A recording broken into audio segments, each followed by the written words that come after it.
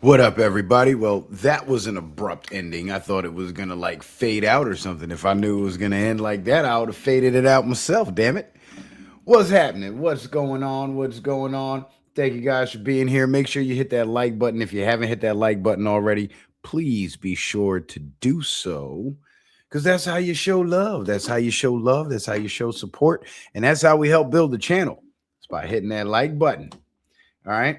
So I meant to go live about this last night because Sunday nights are one of my regularly scheduled nights, but my schedule has been far from regular this summer because some very amazing things have been happening in real life. So I've kind of been having to shift my focus a little more in that direction.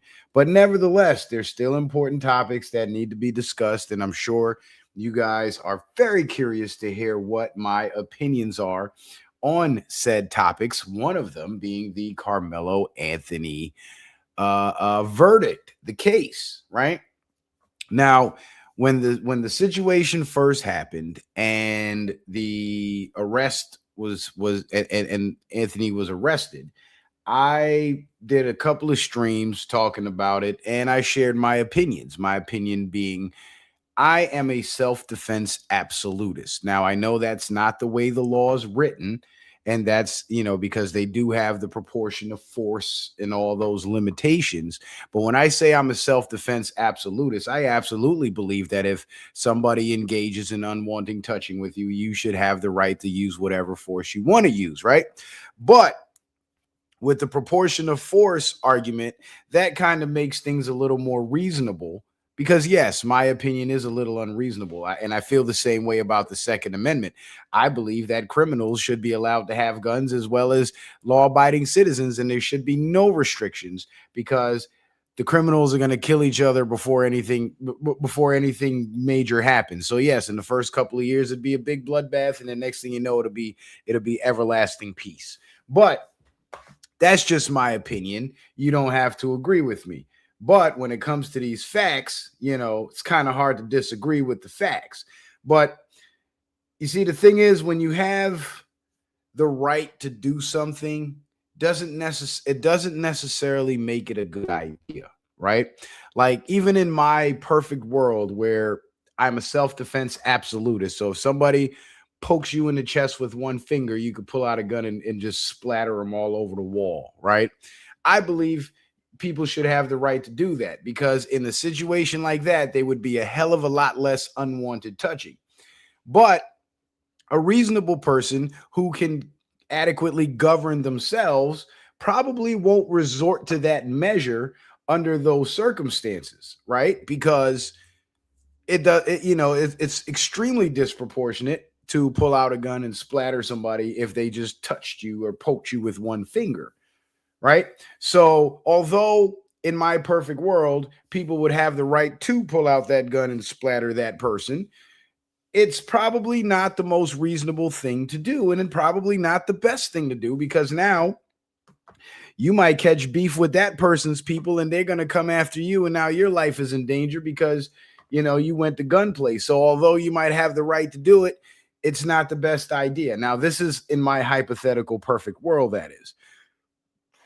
But in reality, there are situations where, even in this current reality, there are situations where you may have the right to take action, but taking those specific actions is not a good idea. For example, a husband and wife are arguing. The husband is trying to find a resolution, and the wife is being aggressive. And let's say she slaps him, or she starts slapping at him and throwing her hands at him and hitting him.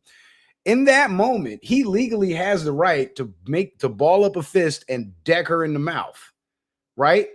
Because he's being physically assaulted and he's under relentless attack, and he legally reserves the right to punch her in the face. But would that be a good idea? Probably not. So in that situation, although he has the right to use force against his wife, he's going to govern himself and decide that, what, although I have a right to do this, this is not the reasonable thing to do, and it's not going to help my cause in the long run. So let me not punch her in the face. You see what I'm saying? So although you might have the right to do something, as a reasonable person, you would know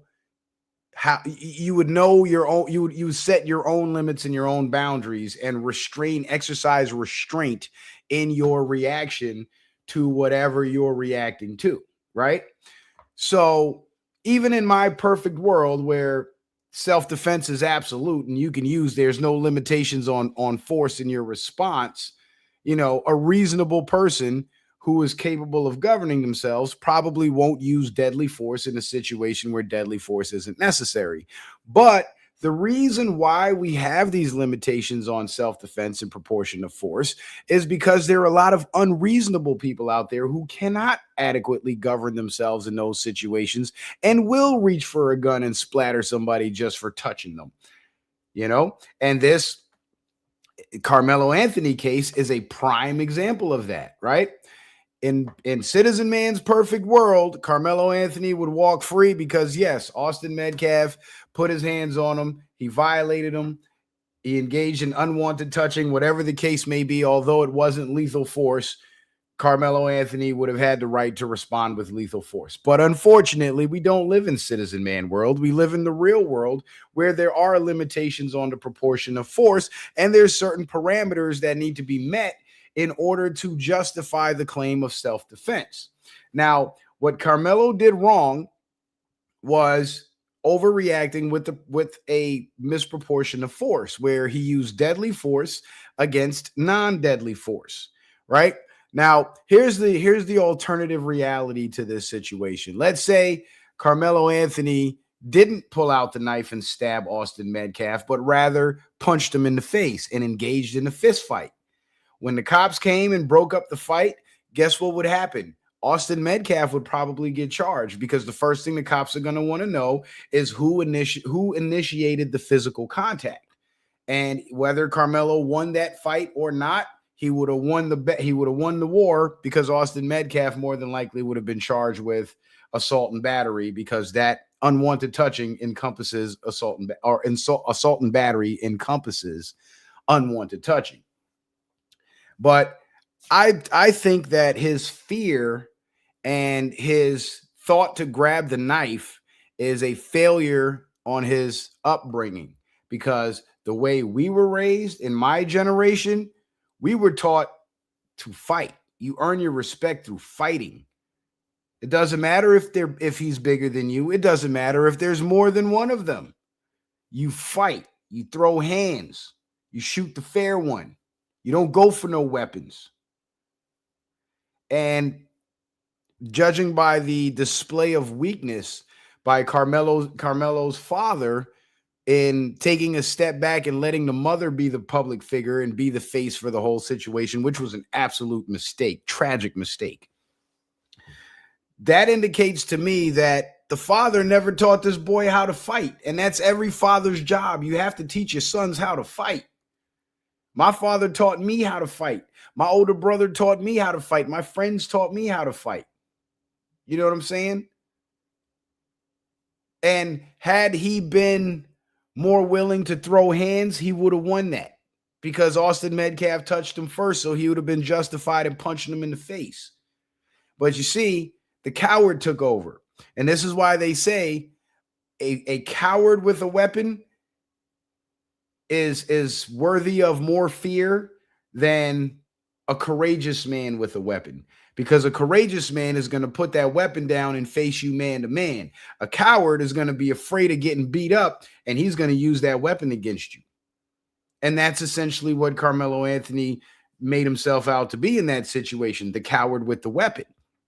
Now, he also could have claimed self-defense if he would have done what George Zimmerman did. Remember the Trayvon Martin case, right? George Zimmerman took the beating. If Karmelo Anthony would have taken the beating and then stabbed Metcalf, he would have got off with the self-defense claim. Because you cannot claim that you were in fear of great bodily harm unless you were being, at least from an unarmed individual, unless you were being physically attacked. Like, let's say instead of Metcalf poking Karmelo Anthony in the chest or whatever he did, or shoving him or whatever, let's say Metcalf would have punched him in the face while the brother was bowing up on him at the same time. Now he would have a more reasonable self-defense claim if he would have pulled out the knife and stabbed him, because Austin Metcalf did inflict physical injuries on him and showed aggression and signs that he was going to continue to harm Karmelo Anthony. In the George Zimmerman case, George Zimmerman walked on that case. He walked on that case because he took the beating, even though he was the one that initiated the situation with Trayvon Martin. When Trayvon Martin jumped on him and started beating him up, he didn't immediately shoot Trayvon when Trayvon bowed up or squared up on him or approached him. He shot Trayvon once Trayvon Martin got him down in a helpless position, and his head was hitting the concrete, and he got cuts in the back of his head. So when the cops show up and there's a dead teenager on the scene, and the guy who shoots the kid says, "Hey, I did it in self-defense," the cops will say, "Well, what did he do to you?" "Oh, he beat me up. See, look, I got all these cuts on my head. My face is swole up." You know what I'm saying? So now he has the claim of self-defense, because if Trayvon Martin, let's say Trayvon Martin would have punched him in the face, knocked him down, and then, got off him, and George Zimmerman then shot him, then Zimmerman would have gotten convicted. You know what I'm saying? Because he couldn't make the claim that he was in imminent danger of death or great bodily harm. Same thing in the Karmelo Anthony case. He can't really make the claim that he was in danger of great bodily harm, because there's no physical evidence to show that he was in great danger of bodily harm, because a shove is not going to cause you great bodily harm. Thus, the use of a deadly weapon cannot be justified. You see what I'm saying? So although in my own perfect world, in Citizen Man land, he would walk free, just like Chud the Builder. I'd say let Chud the Builder go too.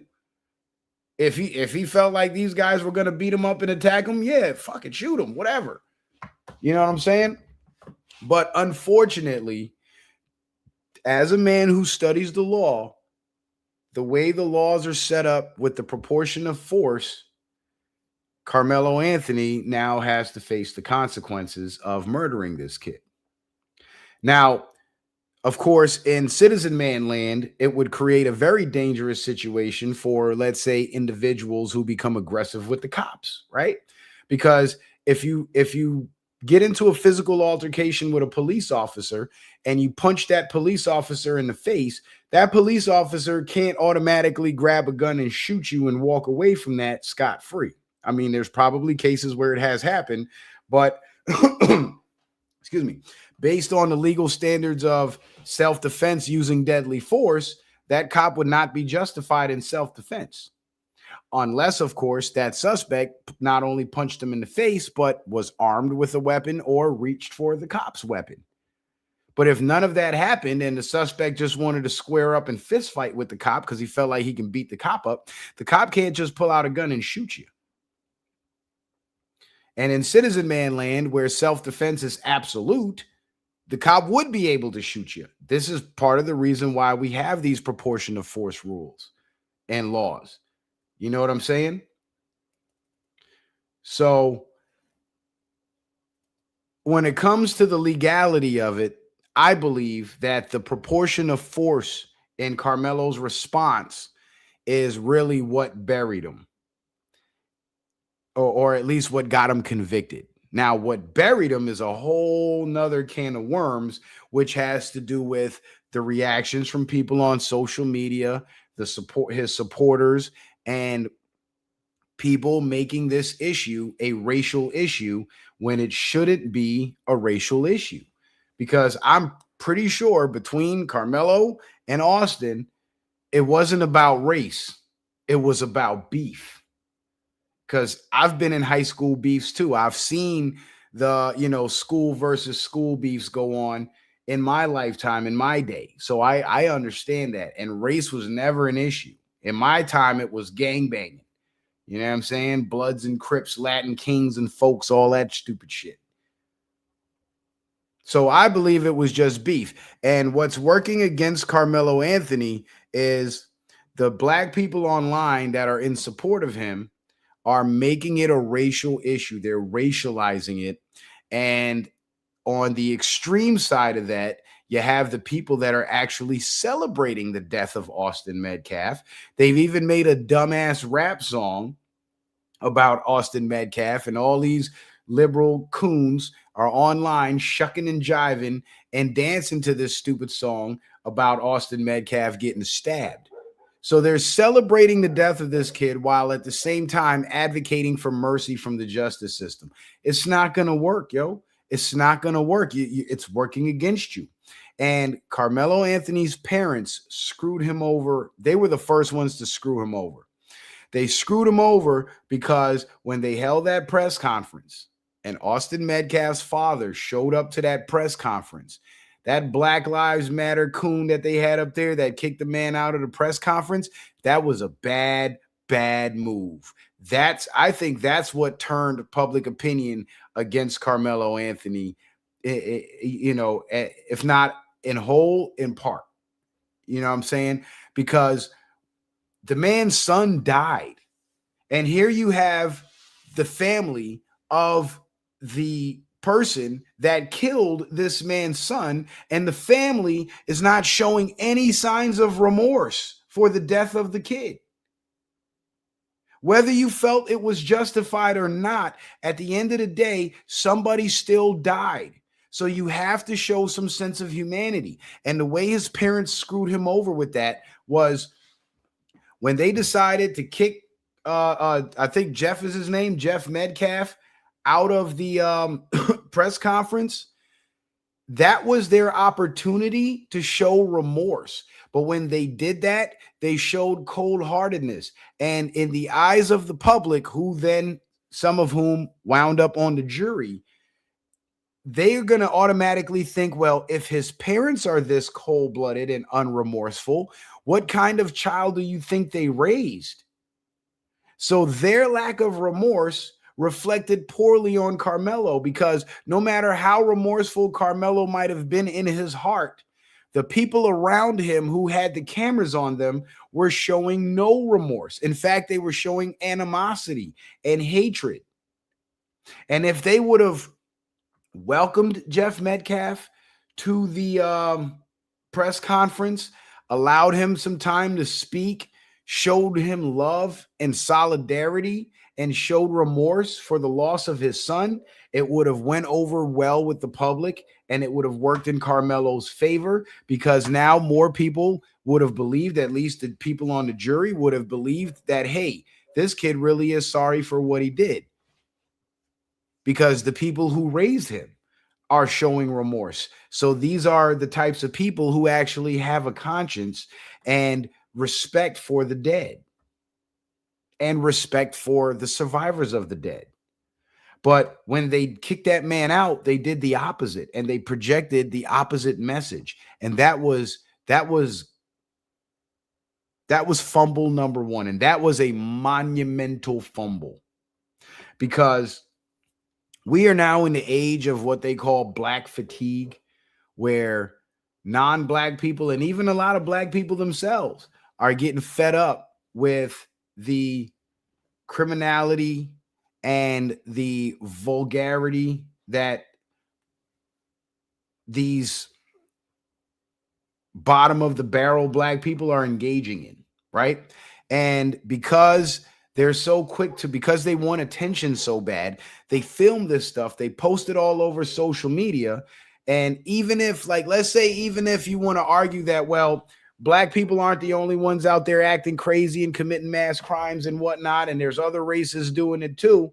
Unfortunately for black people, they're the number one group that are posting this shit and broadcasting it on social media. So if there's white criminals running around doing what the black criminals are doing, or Hispanic criminals running around doing what the black criminals are doing, they're not posting it all over social media for the world to see. They're not giving the world that the impression that that's who they are as a people. But unfortunately, excuse me, for black folks, they don't seem to think that far ahead. Even with Karmelo Anthony's family, had they thought ahead to, you know what, if we're going to go to trial, my son needs as much sympathy as possible. And the best way to do it is to show sympathy to the father of the child that my son killed. No foresight, zero foresight, acting in the moment, acting out of emotion, being racist because they got a racist Black Lives Matter, half a fag spokesperson speaking for them.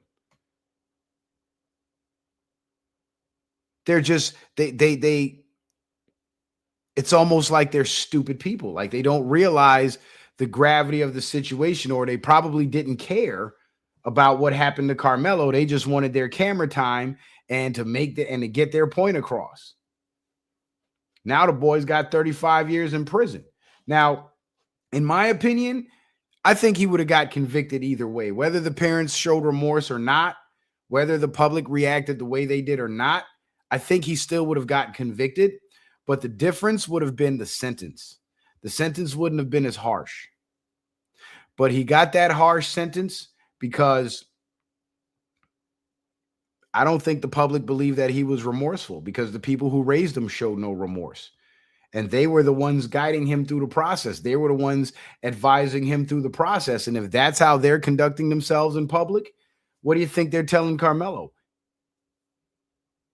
If his supporters are out there celebrating the death of Austin Metcalf, how do you think that reflects on Karmelo?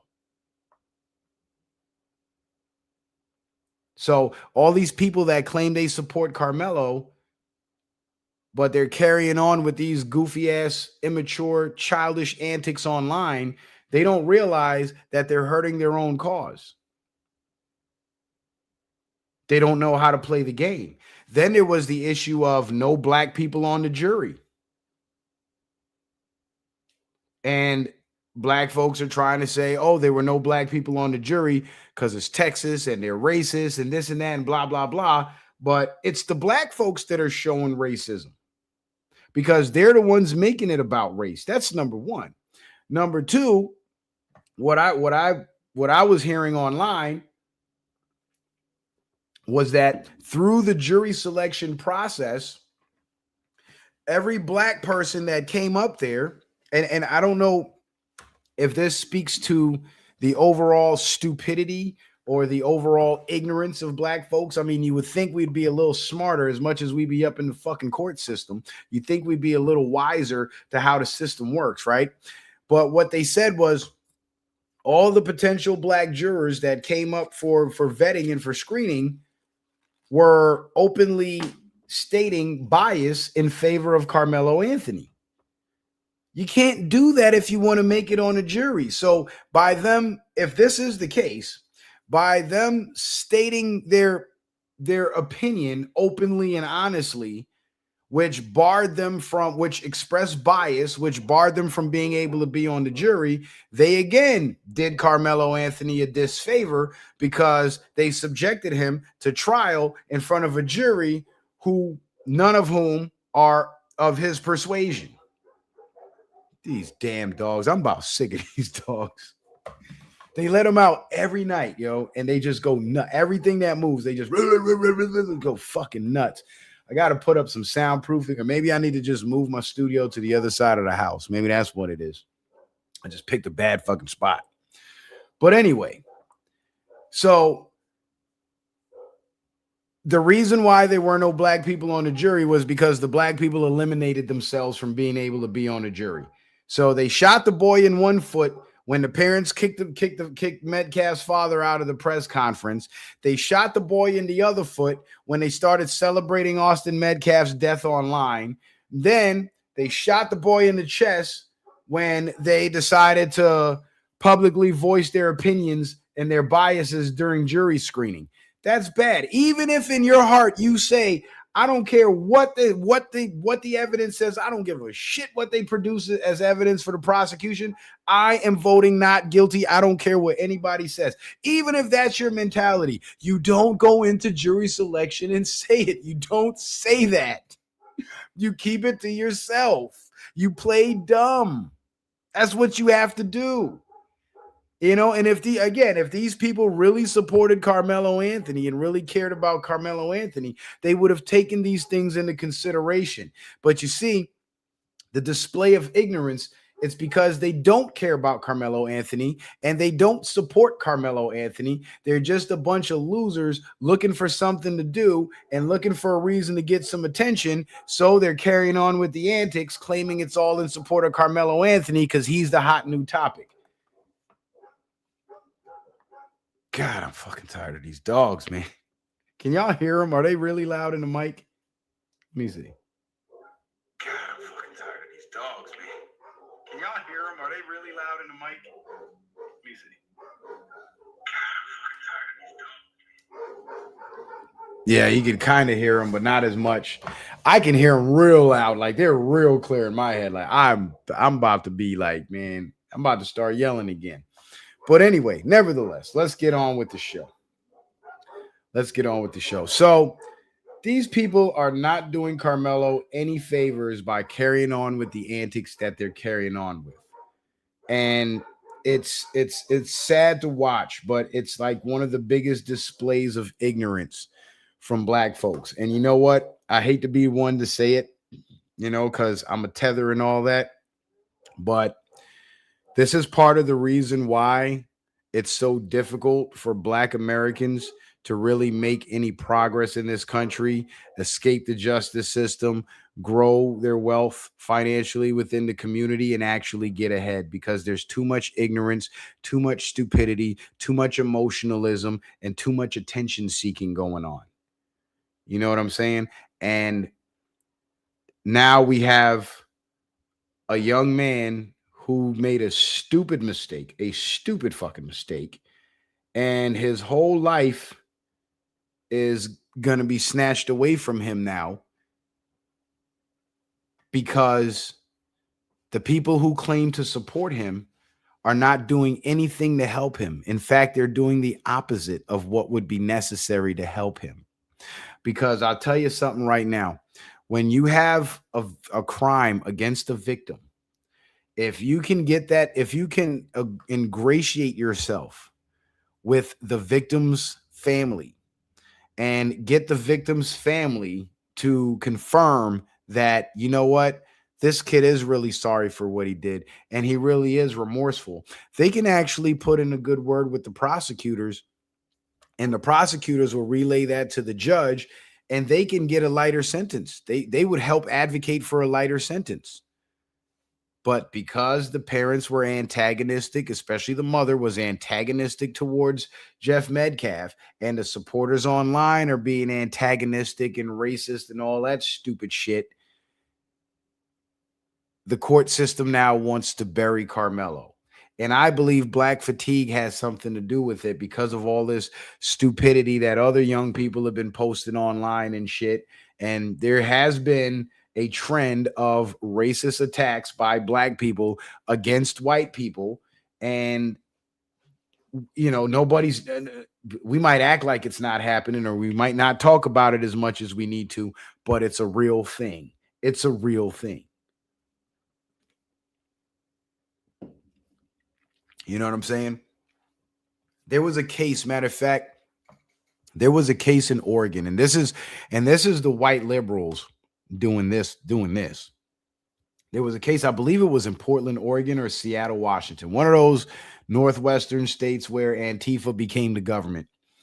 And this black man, crazy black dude, approached a white man with a knife, claimed that the white man called him a nigger, and he stabbed the white man with the knife. Um, The black man was, of course, arrested, and he was put on trial. And wouldn't you know, the jury acquitted him on the grounds of self-defense because he claimed he was defending himself against a racist. So in that jurisdiction, they have set the precedent for violence to be used against words. So now you, as a white person, you can be stabbed for calling a black person a nigger, and the black person can get away with stabbing you as long as they can prove that you call them a nigger. That's crazy shit. That is crazy liberal bullshit right there. And I think because of that, partly because of that precedence, Texas is now trying to counterbalance that by burying Karmelo Anthony, because they're saying, well, in those liberal states, you could get away with stabbing white people, but in our state, you're not getting away with shit. We're going to lock your black ass up. And that's exactly what they're doing. And it's Karmelo Anthony's supporters that are pouring salt in the wound, and they're making it worse. They think they're making it better, but they're making it worse. And they're too stupid to see that they're making it worse.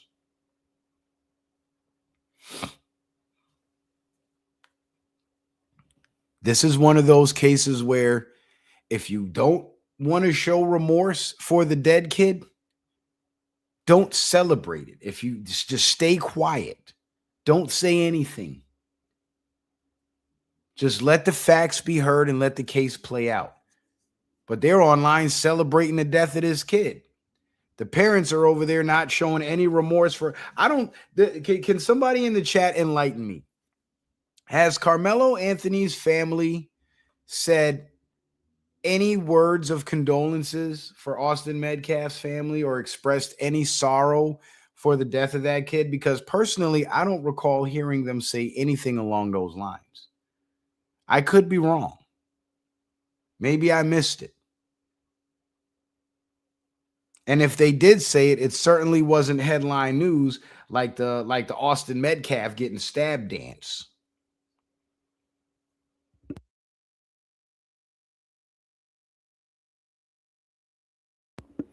So can somebody please enlighten me as to whether the parents expressed any signs of remorse for Austin Metcalf? Because all I recall them saying is Austin Metcalf was a bully and he bullied our son and he's bigger than our son and our son was afraid for his life and he defended himself and blah, blah, blah, blah, blah, blah, blah. Sure, that might be all good and well, but a human being, a child, lost his life.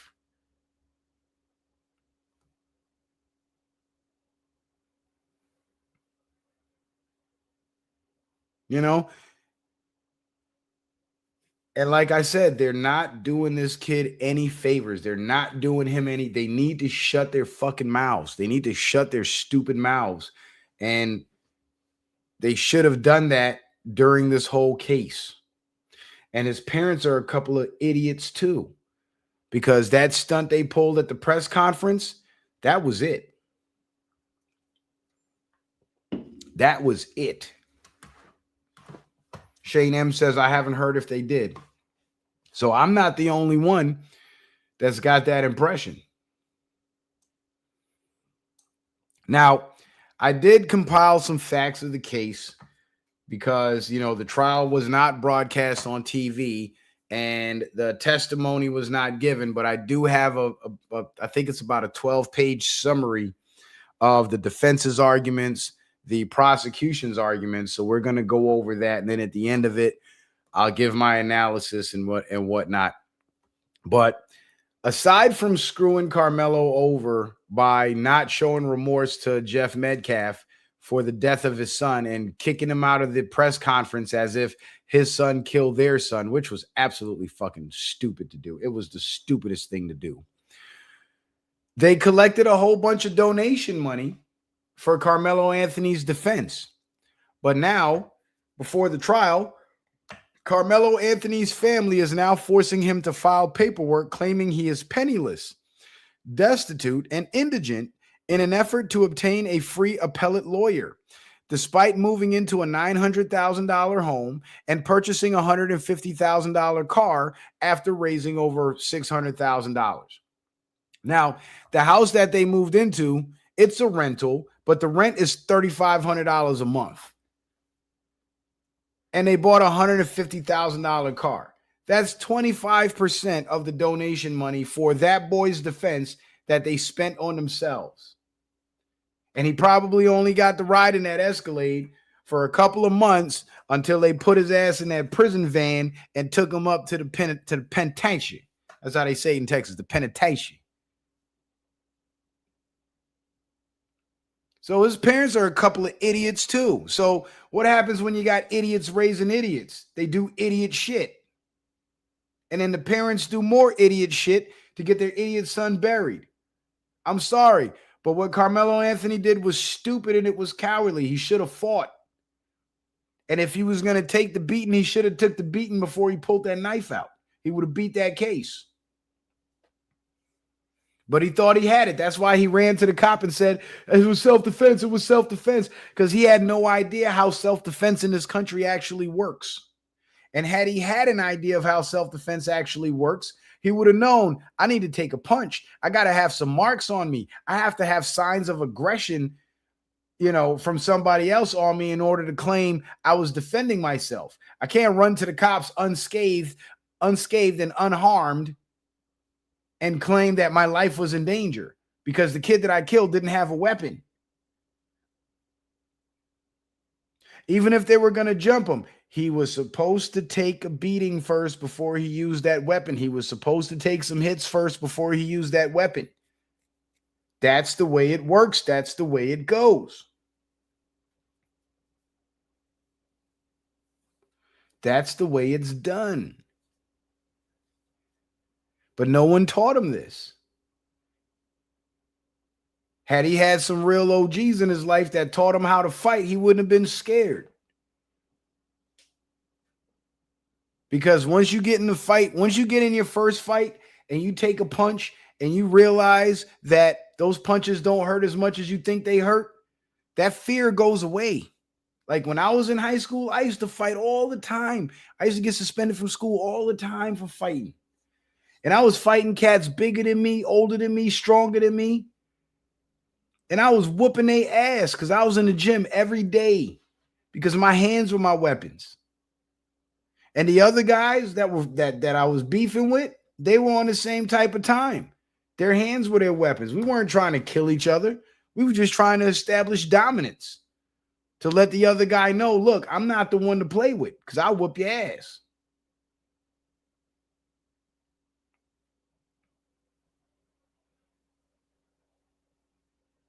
That's how you're supposed to carry it, man.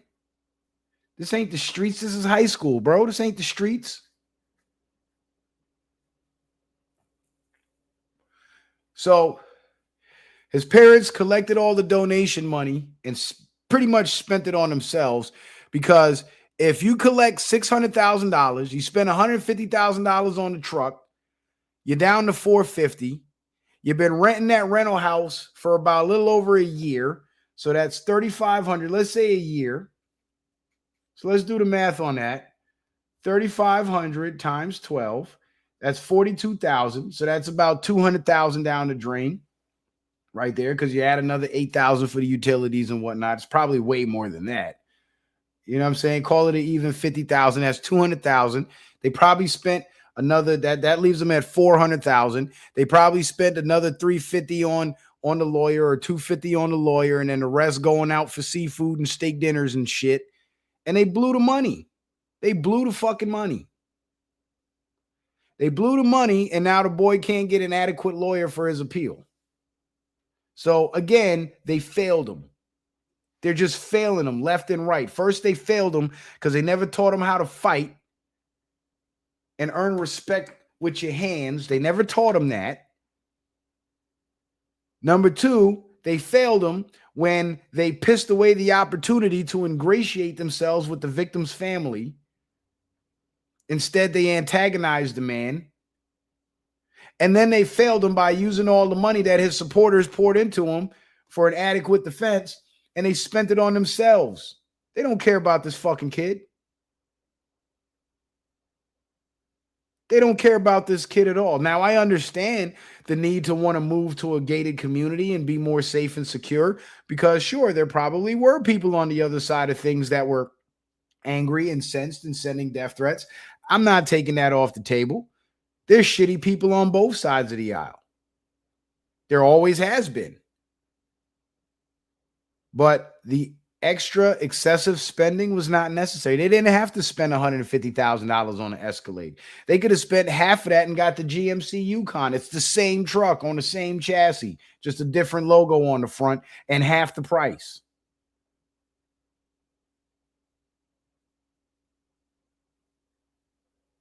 But they ain't never seen money like that before, so they got the money and they got stupid. And they probably thought the money was going to keep coming in so they can keep spending it and there'll be more for Karmelo. And you know what's sad? We see this a lot in the black community where these single mothers in the hood would raise their sons to be, let them run wild, and they'll grow up to be gangbangers and thugs and shit. And they be running the streets, selling dope, terrorizing neighborhoods, doing all kinds of stupid shit. Shout out to Shane for the Venmo. He says for the Red Bull. Appreciate you, Shane. And shout out to my brother Lee 14224 with the faithful support on the PayPal. Appreciate you, brother Lee. But what was I saying? See, man, the donation made me lose my train of thought. Running the streets, selling dope, terrorizing. Yeah. Oh, yeah. Yeah. And these single mothers, in some cases, they get lucky and they know they baby daddy and they get child support and they spend 18 years collecting child support on a child. They don't save a dime. They don't put life insurance on the kids or nothing. And they're running the streets, playing with guns and throwing bullets at each other. And then their kid ends up getting killed in the street. And as soon as they die, what do? They start a GoFundMe to bury them because they don't have life insurance or they don't have savings. And then they take the GoFundMe money, they bury their kid in the cheapest funeral possible, and then they go take the rest of the money and go spend it on themselves.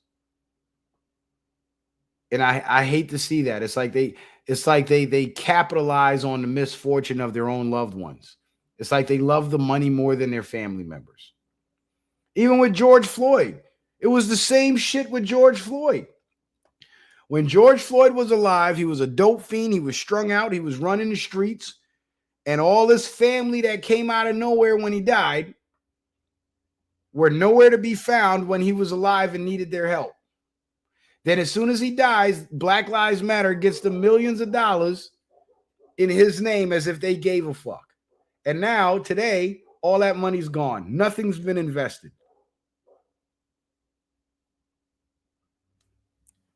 We got to do better, people. We got to do better, man. We got to think ahead. We got to be smarter. That's why we keep losing.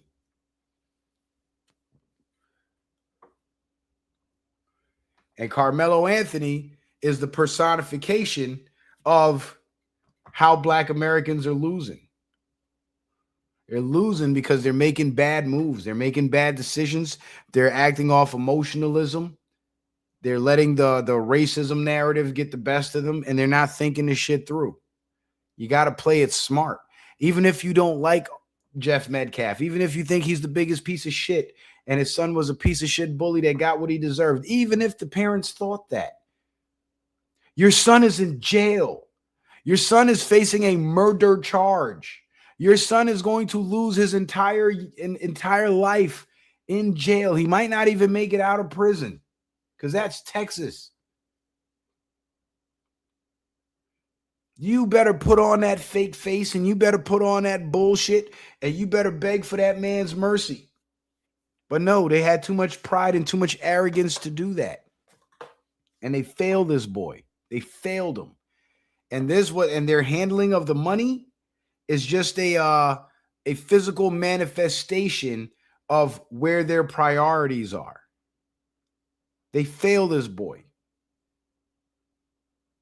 Now, at the end of the day, he killed somebody that did not cause him bodily harm, although he may have been in fear of that person causing him bodily harm. So there is some reason to, show some leniency. But the fact is, Austin Metcalf is dead at Karmelo Anthony's hands, and Karmelo was going to have to do some time. But he could have gotten a lot less than 35 years. He got 35 years because instead of showing remorse and copping a plea, his family decided to try to get on their high horse and act like they had it in the bag before it was even over.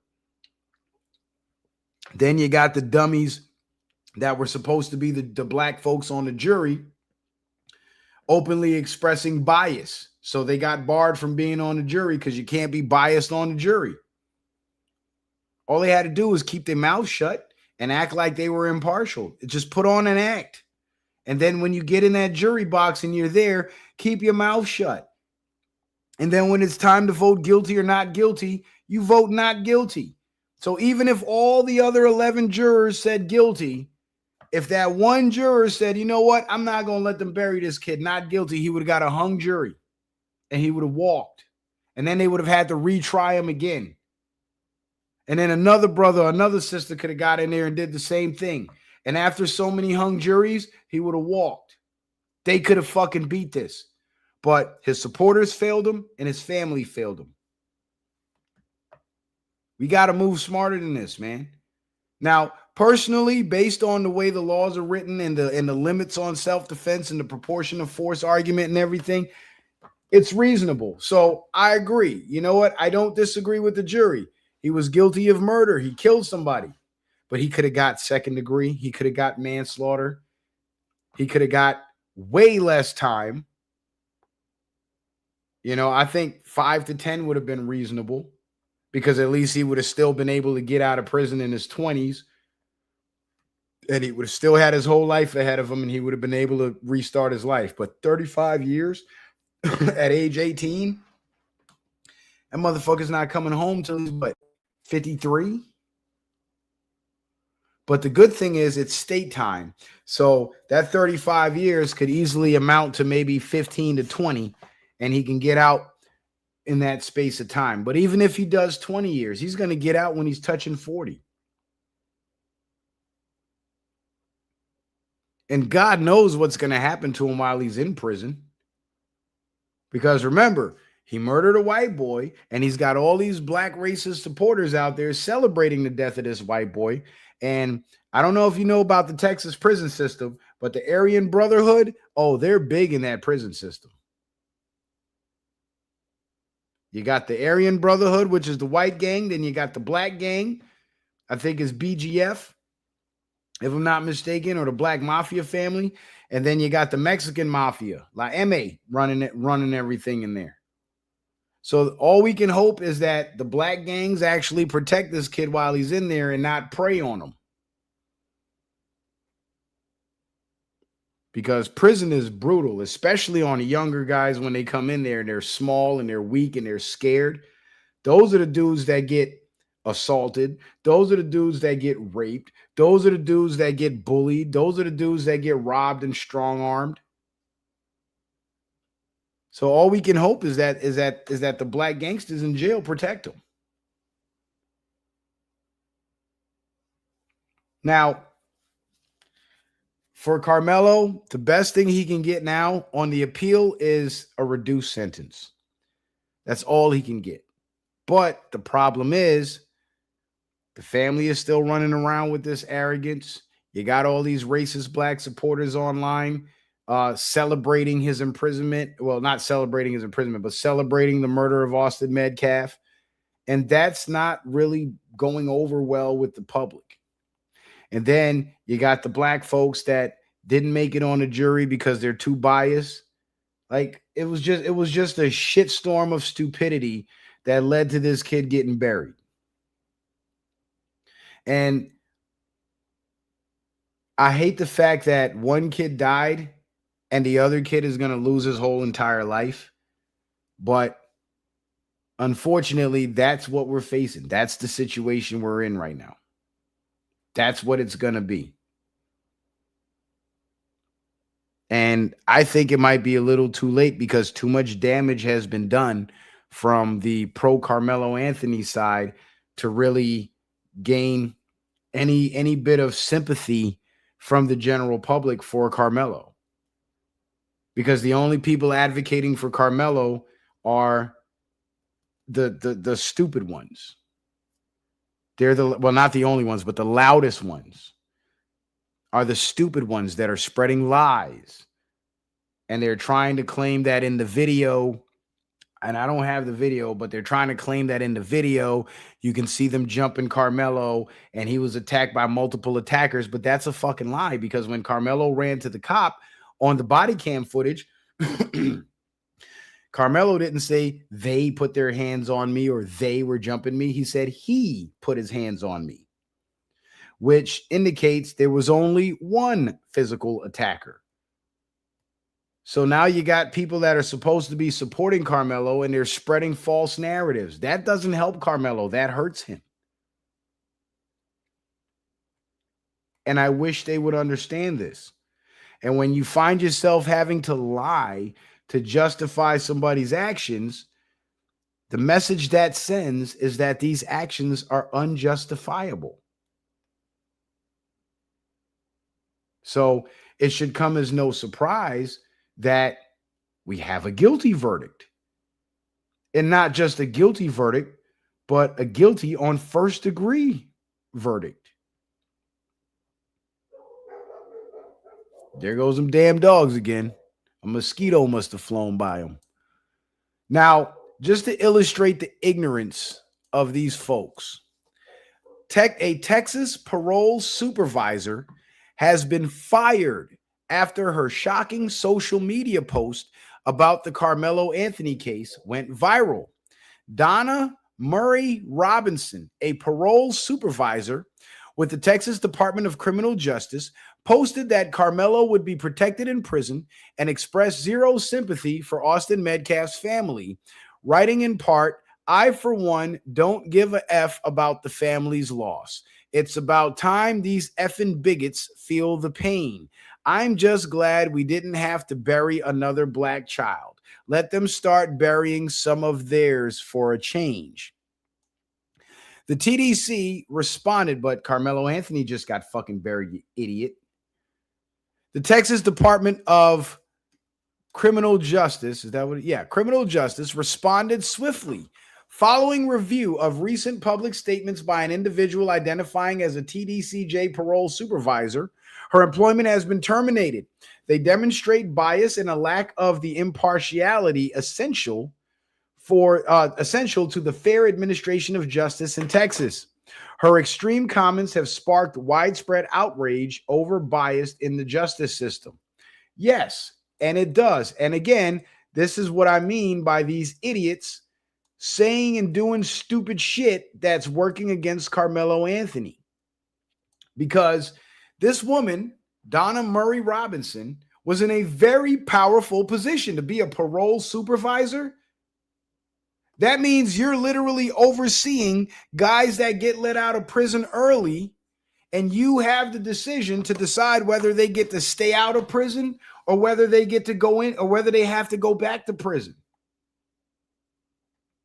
And as this black woman expressed, I'm quite sure she had a soft spot for the black men in the system whose files come across her desk, and she was probably showing them some favoritism.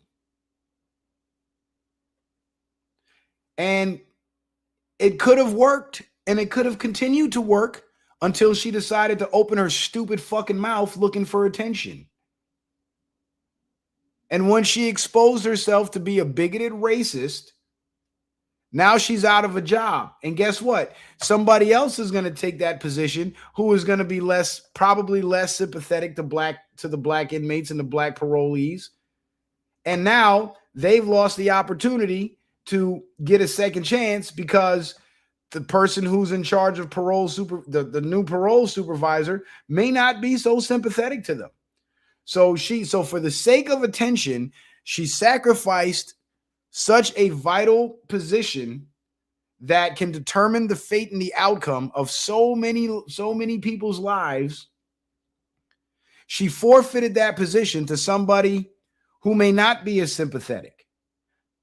So now all the people and the parolees that she could have helped, she's no longer in a position to help them because she couldn't keep her stupid mouth shut. You see how this need for attention and people just running their mouths and expressing this racism and this bigotry online is actually not doing any good for their own people? They're hurting their own fucking people. Because they might pretend like they care about the people and they care about the inmates and they care about Karmelo, but at the end of the day, they don't give a fuck. They only care about the attention and the clout that they get for running their mouths. That's all they care about. Because if this woman, Donna Murray Robinson, really cared about black men the way she claims she cares about Karmelo Anthony and other black children that have died, she would have known better than to keep her. She would have known better, and she would have kept her stupid mouth shut and not said anything so she could retain her position of power so she could continue doing whatever she felt was necessary to protect her people. If she really gave a fuck about her people. But she don't. She's just another big mouth broad on the internet looking for attention. And this is sad. This is sad.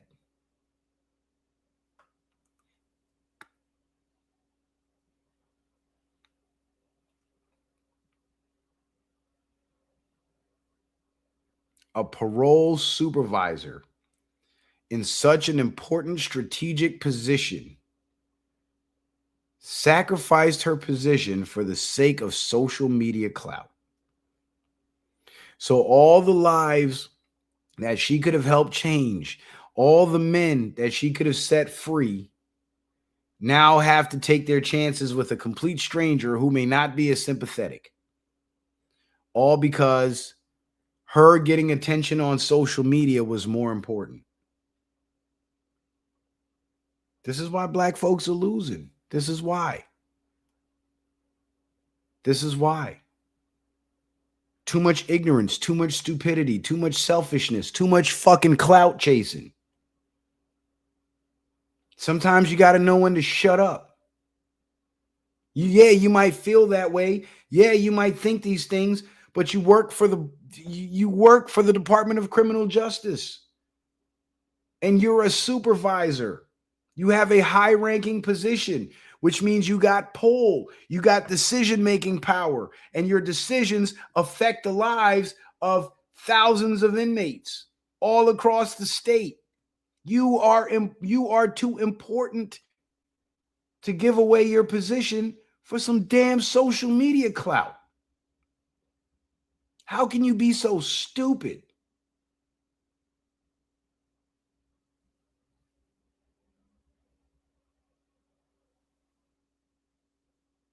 You see what I'm saying? This is what I mean, man. This is what I mean when I say The people that claim they support Karmelo Anthony, they're not doing him any favors. Everything they're doing is working against him, and it's making it more difficult for him. And it's going to result in making it more difficult for others.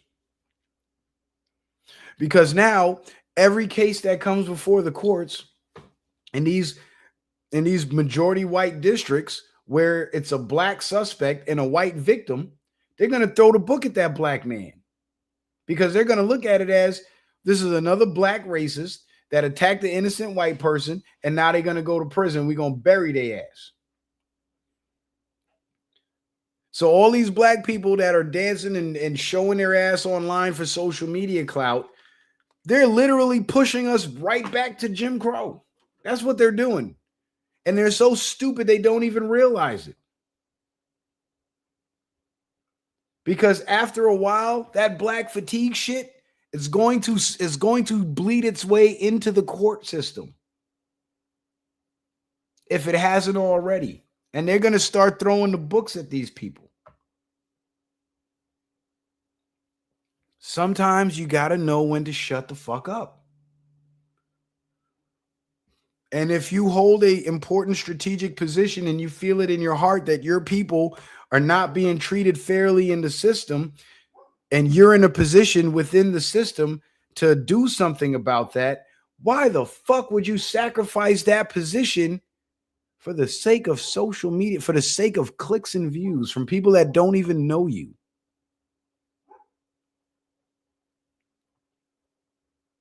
That's the dumbest thing you can do.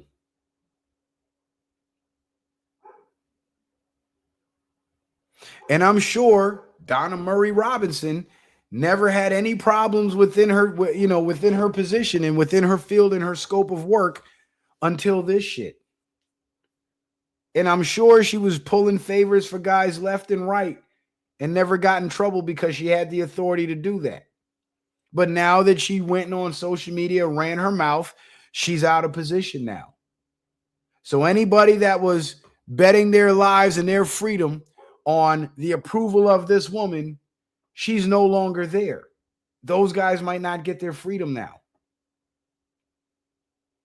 because she wants to have an opinion and get social media clout. Sometimes you got to move in silence, especially if you feel like you belong to a marginalized group. Whether this is the case or not, if this is how you feel like black people are marginalized and the justice system is racist against black people, if you find your black self in a high-ranking position in the Justice Department, you are now a very valuable asset to your people because of that position you hold.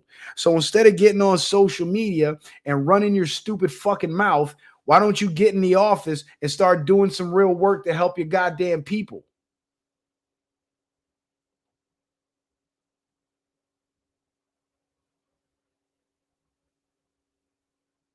This is the stupidity that keeps setting black people back right here. This is that stupidity. Because now that woman, because she expressed what she expressed on social media, saying that she's glad that the fucking bigots feel the pain because a black kid killed a white kid.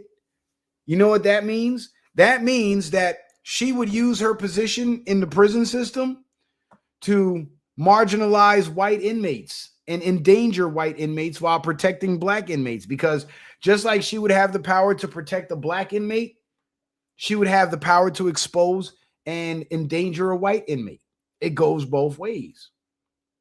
So once you express bias in either direction to any specific group of people, you're no longer impartial. You no longer qualify. And what sucks is if she took it upon herself to use her connections within the prison system to make sure Karmelo Anthony got protected by her running her stupid fucking mouth online and losing her job, guess what? Karmelo ain't going to get that protection now, is he? You see what I mean when I say these people that claim they support Karmelo Anthony, they don't give a fuck about Karmelo Anthony because everything they're doing is working against this kid. If she wanted to use her position to protect him by her saying it and losing her position, now she's not able to protect him.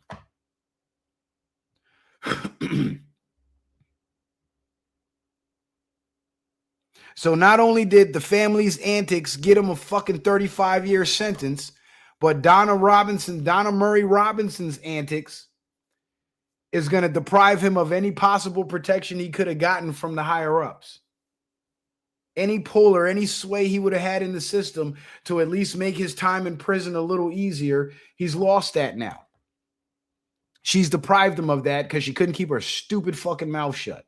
Because the attention and the clicks and the views and the clout was more fucking important.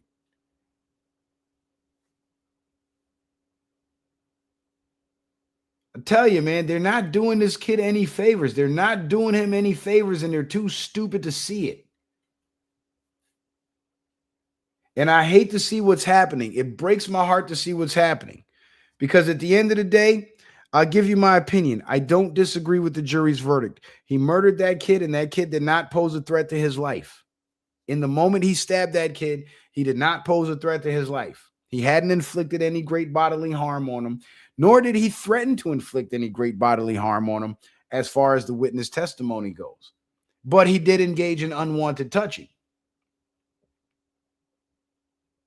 So he did violate. He initiated the interaction by telling Karmelo Anthony to move, which goes back to my point. Yeah, you might have had a right to say something to him, just like that husband getting smacked by his wife has a right to uppercut her ass. But just because you got a right to do it doesn't make it a good idea. Because Austin had a right to say something to Karmelo to ask him to move, but it turned out to be a bad idea because it essentially cost him his life at the end of the day. Sometimes you don't know who you're talking to. You might be talking to a cowardly motherfucker that'll kill your ass in a second because he's scared of you. So sometimes it's best to mind your business and keep your mouth shut. And had Austin Metcalf done that, he would still be alive. But Karmelo completely mishandled that situation because he did not have a proper understanding of what constitutes self-defense when the use of deadly force is utilized. So you got on one hand, Austin Metcalf playing the tough guy and basically challenging Karmelo by shoving him when Karmelo says, touch me again and see what happens. Openly threatens him. And then you got Karmelo Anthony, the cowardly dog,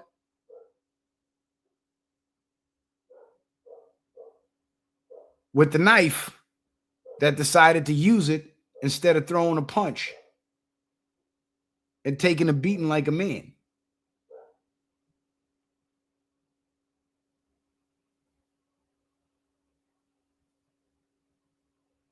So I agree with the jury's verdict that he is guilty.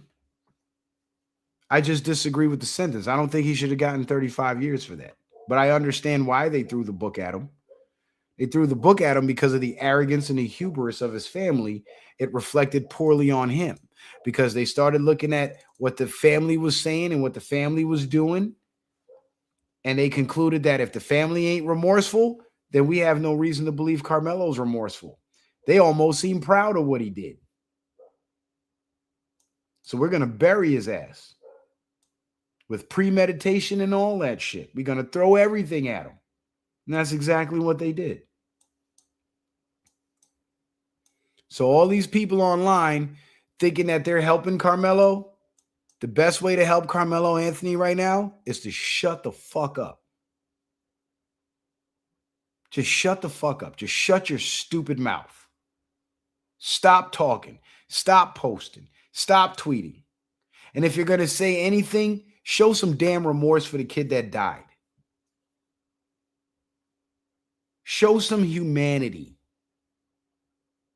Because we're dealing with a murder case. We're not dealing with a battery case. We're not dealing with a drug case or a possession case. We're dealing with a murder case. Somebody died. So let's show some humanity and have some respect for the dead and the mourning family. Let's start there. because the failure of his supporters to do that, it's going to reflect poorly on him and make it look like he's on the same page with them. It's almost like when the Southern Poverty Law Center was paying the Ku Klux Klan to go public and say they support Donald Trump when the Ku Klux Klan is a Democratic organization. Donald Trump had to come out several times and denounce them because they were paying the Ku Klux Klan to say they supported Donald Trump, and then they were getting in the media and attributing the racism of the Klan to Donald Trump. Because a man is usually, in the public sphere, a man is judged by those who support him. And the Southern Poverty Law Center knew that quite well. So they figured if we can get the real racists to claim they support Trump, then that'll support our claim of Trump being a racist. It's the same thing with the Karmelo Anthony case. If you got a bunch of bigoted, racist black folks that are hateful towards white people celebrating the death of this white boy and claiming they support Karmelo Anthony, then it's going to appear to the public as if Karmelo Anthony feels the same way. When in actuality, he might not. He might be the most remorseful person, of any murder case. And whoever his lawyer was a shitty fucking lawyer, because they should have had Karmelo take the stand and they should have had him tell the story and break down in tears and apologize and say he didn't mean to do it and all that shit. And you know what I'm saying? Express how remorseful and fearful he was. But the fact that they kept him off the stand was a bad move. Whenever you have a murder case, whoever is the suspect in that murder, as the defense, you got to let him up there and let him get cross-examined. But you got to let them speak for themselves, because he was very willing to speak for himself when he ran to that cop and claimed self-defense. So why couldn't he speak for himself in court?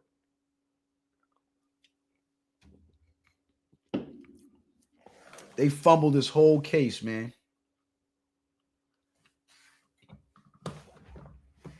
Karmelo Killed Austin says Hunter should have took the stand. Yeah, they should have. But you see, they didn't need Hunter to take the stand. They didn't need Hunter to take the stand because Hunter wasn't the one on trial, man. The one on trial should have taken the stand to explain his side of the story. Explain for the jury what he was seeing, what he was feeling at the moment, what was going on, how the situation played out.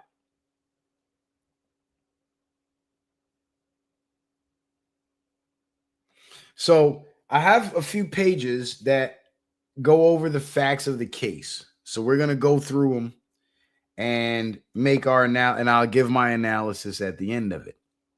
So during the 2026 murder trial of Karmelo Anthony, numerous student athlete witnesses testified for the prosecution, portraying Anthony as the aggressor who intentionally provoked the situation. Excuse me. Their key testimonies included the following points: refusing to leave. Witnesses testified that Anthony was sitting uninvited in the Memorial High School team tent. They stated he was asked to leave as many as 15 times, but refused, responding with profanities and calling the other students a bunch of pussies who wouldn't do anything about it. Okay, so he was talking tough.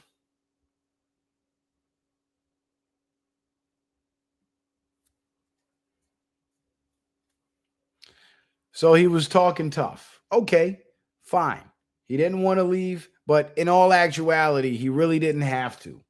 And if the boys really wanted him to leave that bad, and Karmelo was being combative, instead of them challenging him and trying to bow up to him, what they should have did is they should have gotten an authority figure to remove him. That would have been the proper way to handle that. So they dropped the ball there. And I believe once Karmelo responded with hostility, if their statements are true, then by them continuing to further engage, they now escalate the situation. So when they asked Karmelo to leave, they were well within their rights. When Karmelo responded with profanities and calling them a bunch of pussies, that was Karmelo now escalating it. At that point, Metcalf and his friends, they could have de-escalated now by saying, you know what, this kid's out of control. I don't want to get in a fight at the track meet. So, coach or officer, can you get this kid the fuck out of here because he's being a dick? And that would have been the end of it. But you got the teenage testosterone. You got the tough guy thing going on. You got Karmelo challenging them by calling them a bunch of pussies. So now they got to prove themselves. And it ended up with one of them getting killed. So I think both parties dropped the ball there. Confrontational behavior. As the dispute escalated, witnesses said Anthony sat with a hand inside his backpack and repeated warnings to the victim, Austin Metcalf, saying, "Touch me and see what happens." Witnesses interpreted this as an attempt to provoke a physical confrontation. Well, I would disagree with that. And I think that comes from the cultural differences between how black people communicate and white people communicate. Because when a black person says, do X, Y, and Z and touch me and see what happens, that's actually fair warning. That's basically saying, don't touch me because you don't want to see what happens. And especially if he's got his hand inside his backpack concealed, like that's a clear message that he's got a weapon. So I don't know how they missed that part, but I guess they thought he was bluffing and they wanted to call his bluff. So again, instead of so as Karmelo Anthony escalated it by gripping his weapon inside the backpack and issuing the warning that could either be interpreted as a threat or a warning, they decided to not heed the warning. The fatal altercation. Witnesses stated that Metcalf attempted to de-escalate the situation, but eventually shoved or touched Anthony's shoulder or back with one or two hands, according to their accounts. Anthony immediately stood up and stabbed Metcalf in the chest with a 3.5-inch folding knife.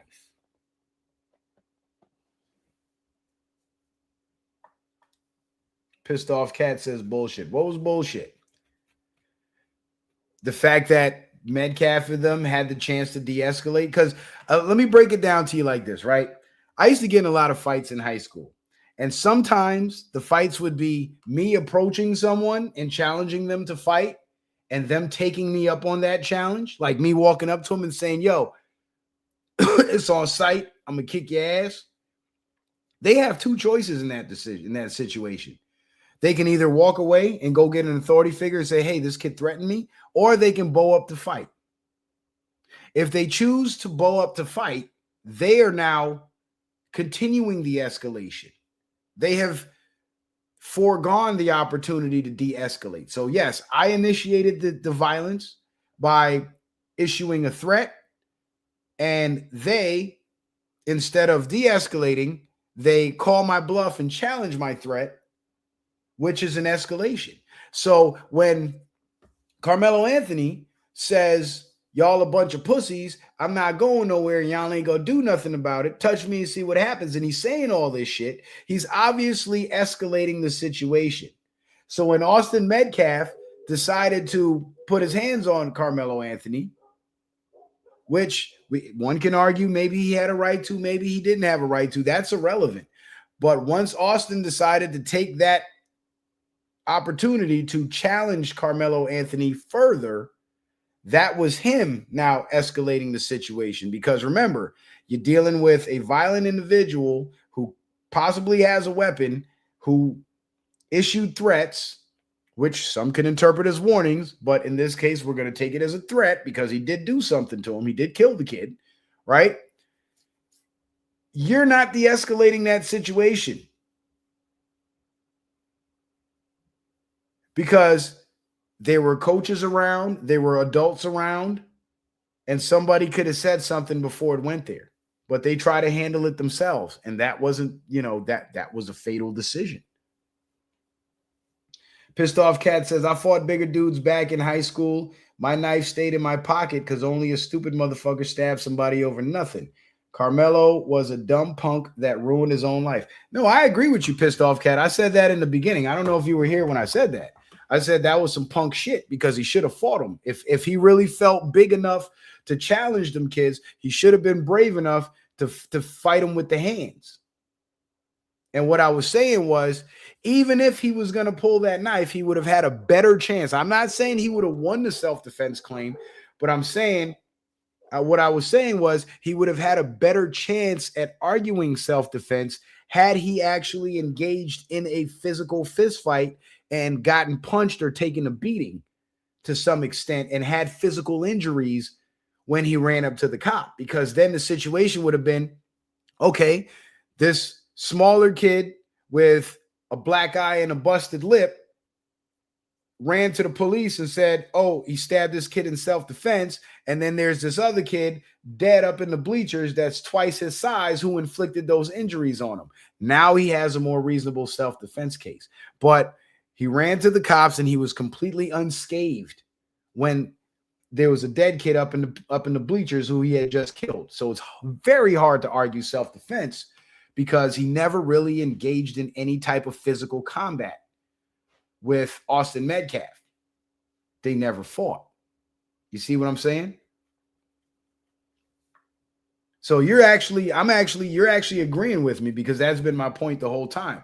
That was some punk shit that Karmelo did. And I even said that. I said a coward with a weapon is more dangerous than a courageous man with a weapon, because that coward will kill you with that weapon faster than that courageous man. That courageous man would put that weapon down and fight you hand to hand if you don't have a weapon. But that coward will use that weapon because he's afraid to fight you hand to hand. You feel what I'm saying? So I think we're actually on the same page, man. Okay, so rejecting the self-defense claim. Fellow students testified that no one ganged up on Anthony and that Metcalf, the larger individual, was trying to be calm and was unwilling to fight. The witnesses largely agreed that the action did not appear to be self-defense.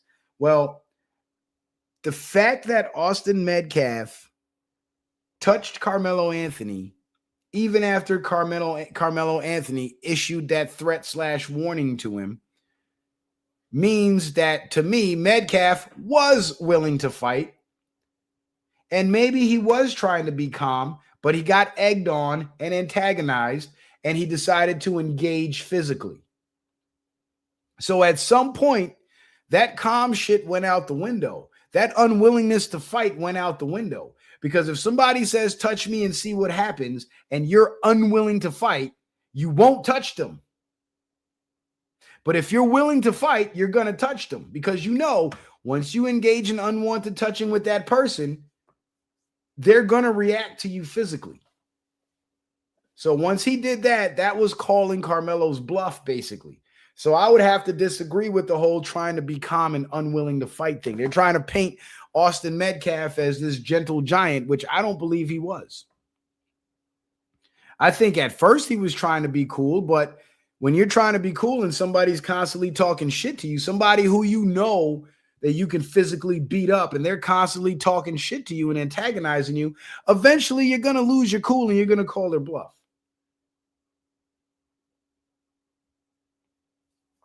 So I think the witnesses kind of sugarcoated Austin Metcalf's role in this whole situation. And they try to paint Karmelo Anthony out to be this big bad thug. And maybe he was. But Austin Metcalf was not no gentle giant. At least not from the accounts I heard. Would you like to know more about the defense? Oh, shit. Yes, we do. And we did do that. So in the 2026 murder trial, Karmelo Anthony did not testify in his own defense, which I think was a mistake. Instead, his defense team called a Frisco police detective, track teammates, and the defendant's mother to support his claim that he acted in self-defense against a larger athlete. And honestly, I think calling the mother to testify in his defense, I think that was the worst decision ever. Because for one, she wasn't fucking there. 2, she's a fucking idiot. And 3, of course his mother is going to defend him. Anybody's mother. Jeffrey Dahmer's mother would have defended him. So I don't think that had any impact on the way the jury viewed the case. So that was stupid. Instead of the mother, Karmelo himself should have been called to testify.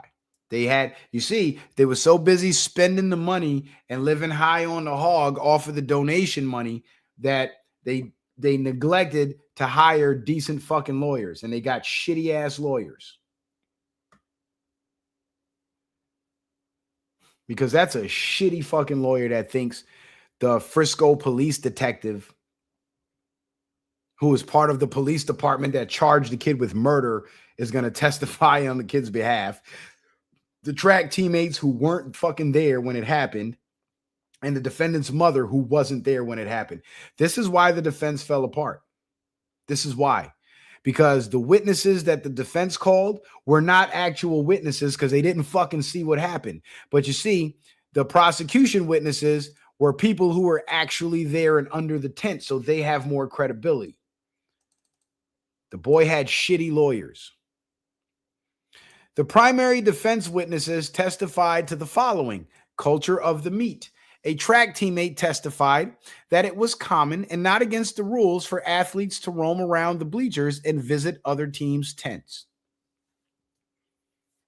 The altercation. Another teammate testified he saw Austin Metcalf push Anthony first and later heard Anthony reacting while crying and saying, "I told him not to touch me." You see? And that doesn't help Anthony either. Because if the teammate testified that he saw Metcalf push Anthony, that's him basically saying, yes, I saw Austin Metcalf assault Karmelo Anthony, but it was not in such a way that it would inflict great bodily harm or death. Now, if Metcalf would have punched Karmelo Anthony, he probably, again, would have had a better chance of claiming self-defense. But the push is not a punch. The push does not inflict injury. So the push does not justify lethal force. So that teammate that testified to this actually helped the prosecution's case by establishing that the force Austin Metcalf used against Karmelo Anthony was not warranted, did not warrant a response of lethal force.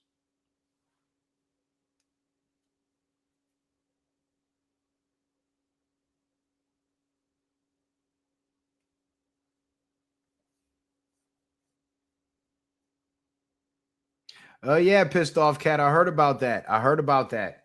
And one of a Metcalf, some guy named, I think his name is Dan Metcalf. He's actually the warden at one of those jails, one of those prisons in Texas. And well, the wardens all know each other.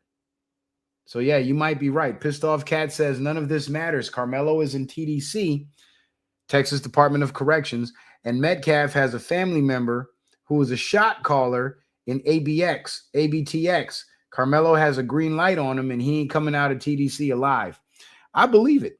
And what's crazy is Karmelo wasn't even the one online saying all this racist shit. It's his supporters. So if that boy ends up getting killed in there, it's bad enough his family and his supporters got him fucking locked up for all that time. Now they're going to get him killed.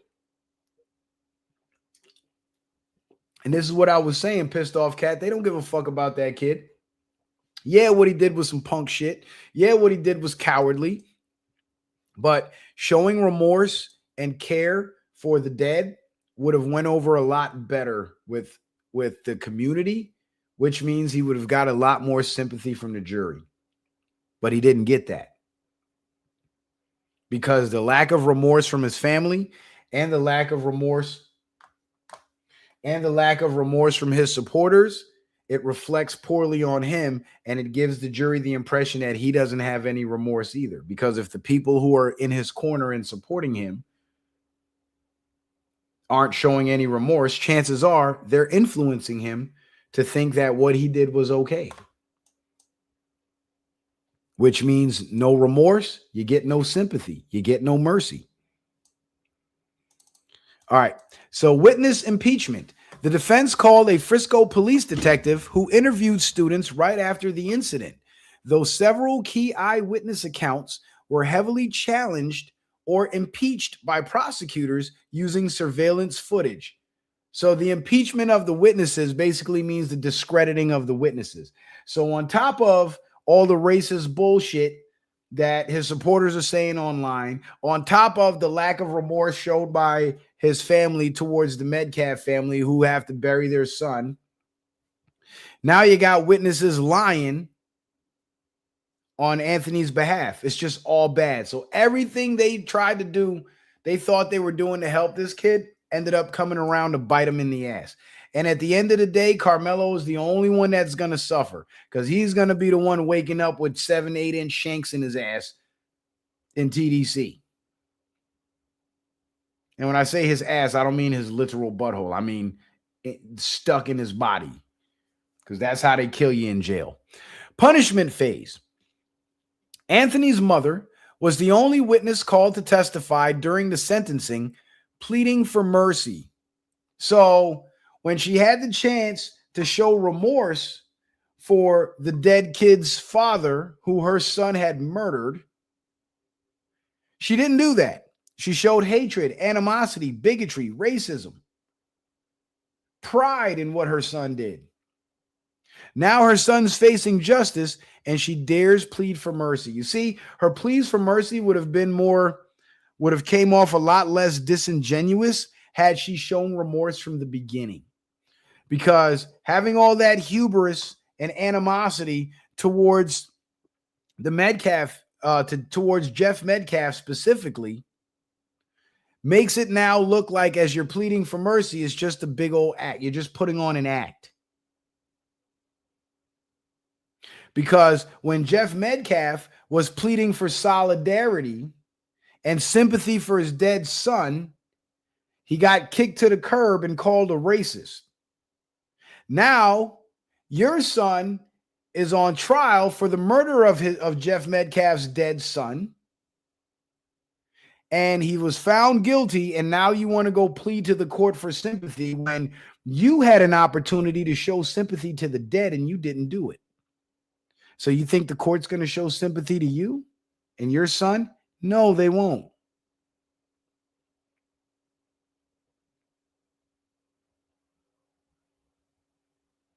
So not only do you have witnesses lying to try to cover up what your son did, but now you're over here pretending as if you care and you want sympathy and you want mercy. But anyway, the jury ultimately rejected the self-defense claim. Anthony was found guilty of murder and sentenced to 35 years in prison. So let's go over the evidence. The evidence presented to the jury in the state of Texas versus Karmelo Anthony murder trial, which was publicly released by the Collin County judge, centered heavily on video recordings, forensic recoveries, and immediate post-arrest statements. The critical breakdown of the evidence includes surveillance footage, the incident tent, grainy, wide angle, and enhanced stadium surveillance footage captured Kendall Stadium during severe weather. It showed athletes taking shelter under a team tent. Okay. Let me turn my camera on because y'all not hitting the donation button. I don't know what's happening, but I don't know. Maybe it's because y'all can't see me. Y'all donate more when y'all can see me. Hi, everybody. I'm here. I'm here. I'm actually live. This is not AI speaking for me. This is really me. I'm sure you could tell by the cuss words and how eloquently I fit them in my sentences. But anyway, let's continue. The interaction. The video captured a brief physical interaction between Anthony and Metcalf. While the distance and shelter blocked a clear view of the stabbing itself, prosecutors used the footage frame by frame to show that Anthony was not surrounded or ganged up on by multiple people, heavily undermining the self-defense theory. The aftermath. The footage captured Metcalf's teammates scattering and Anthony quickly fleeing the tent, running down the bleachers and exiting the stadium. The weapon and forensics. They were petty to put this knife emoji right here. That was some petty shit. Photos shown to jurors revealed a gray multi-tool folding utility knife with a 3.5-inch blade. Recovery location following witness testimony that Anthony threw an object into the bleachers as he fled. Police found the partially open knife covered in blood underneath the bleachers, about 9 rows up from the bottom.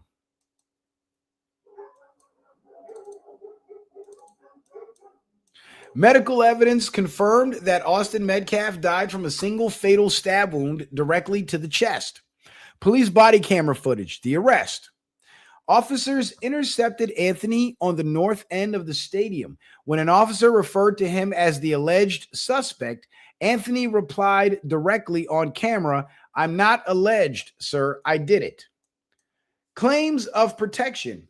As he was being placed in handcuffs, Anthony could be heard emotionally telling officers, "He put his hands on me."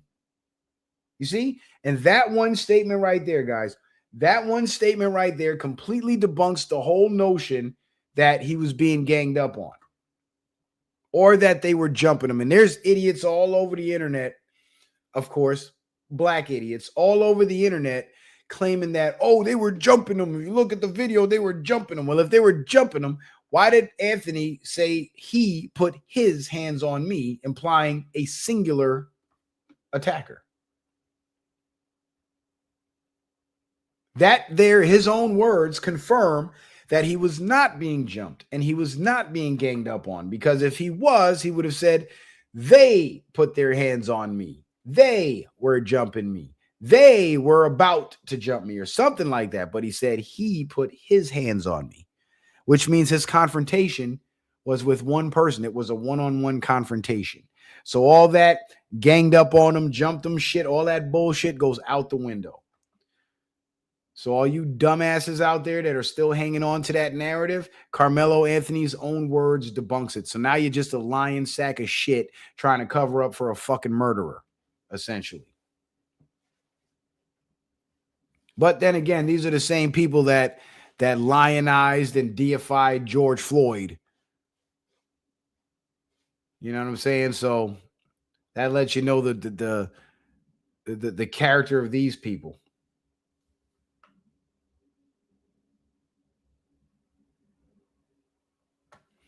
And Tara Moody says, saw the video. Why did he leave from under the covered bleachers to go to a tent? The rain did not look that bad. Why would you go to a tent if it's raining hard and you are already under covered bleachers? Right. Him going, well, one side claims he was invited under the tent by one of his friends that happened to go to Memorial. And another narrative was that he had beef with the Memorial kids and he went under, or beef with the Metcalfs, and he went under the tent knowing that they would be there and he would have a chance to confront them. So I don't know which one it is, but the fact is, when they asked him to leave the first time, he could have walked away. He had every chance to walk away. And he could have de-escalated it right then and there, but he wanted to stay and play tough guy. And the reason why I believe he stayed and played tough guy was because he had that knife on him and he felt like, okay, I can antagonize these guys because I know if they touch me, I can stab them and kill one of them. So that's where the premeditation comes in. Okay, so he put his hands on me. I told him not to. I was just protecting myself. And later asked officers if Metcalf was going to be okay. Is he going to be okay? No, the fucker's dead. You're a murderer now. The victim's scene. Separate body camera footage from responding officers captured the chaotic aftermath at the base of the bleachers, where athletic trainers and paramedics were performing chest compressions on a heavily bloodied Metcalf while his twin brother wailed nearby. Now, he has a chest wound.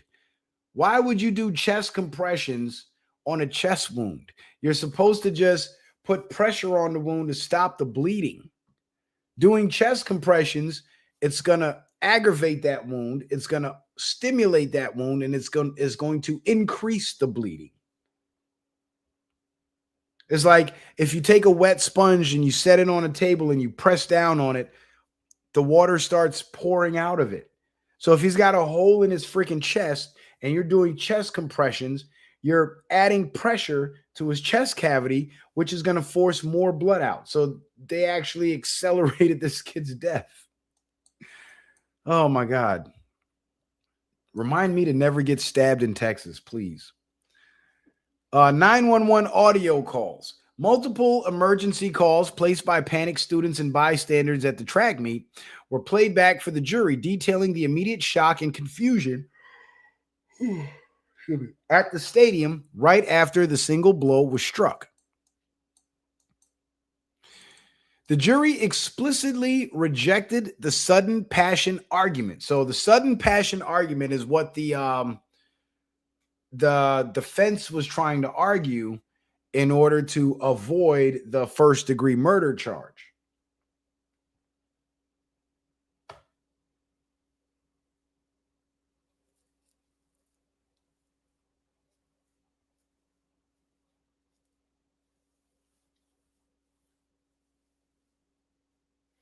But the jury rejected that argument. During the punishment phase of the trial, deciding that Karmelo Anthony's actions did not legally qualify for the mitigation.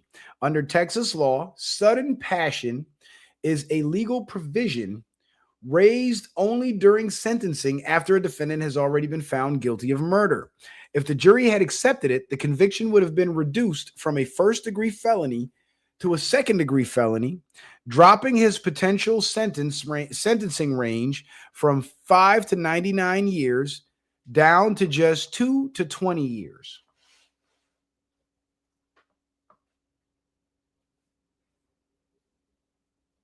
So if he got 5 to 99 and they hit him with 35, that means they gave him about 1/3 of the maximum sentence, right? So let's translate that to if he would have gotten the mitigation, the sudden passion argument, or the sudden passion argument. Let's say the jury would have accepted it. The 2 to 20, a third of that would have been what? About 6, 7 years. So he would have got less than 10 years. But they couldn't argue the sudden passion argument because the arguments surrounding sudden passion in this trial broke down as follows. So let's look at the defense argument. So the defense's argument, terror and adrenaline. Anthony's defense attorney, Mike Howard, argued that the stabbing was an impulsive, unreflective reaction fueled by intense fear. The core of their argument rested on. Now here's the problem with that. I could already see the problem with the whole intense fear thing. The kids were asking him to leave. If he was really in fear, he would have taken that opportunity to get away from who he was afraid of. But the fact that he sat there, called them pussies, and talked shit to them, according to what the witnesses who were there said, that demonstrated that he was not in fear. He was ready to fight. He was ready for a challenge. He was ready for a confrontation. So his reaction was fueled by fear is off the table, because if you're afraid, fight or flight kicks in, not sit there and talk shit. So if you're genuinely afraid, you'll either leave or you'll attack immediately, but you won't sit there and talk shit. So the fact that he sat there and talked shit, I mean, think about it, guys. I'm sure some of you have, in your younger years, have experienced being bullied, right? Like when I was in middle school, I was a very small kid. I was 4'11". I didn't really start growing until I hit 8th, 9th grade. And there was this kid that used to try to fight me and bully me all the time. And I remember the last year, 8th grade, it was the last week of school. I finally got the courage up to confront his ass. And I actually ended up whooping his ass because it turns out he was bigger than me and he was bigger than most other kids. So he wasn't used to having to fight because everybody was scared of him. So he didn't know how to fight. He just used size and intimidation to win all his confrontations and get over on people.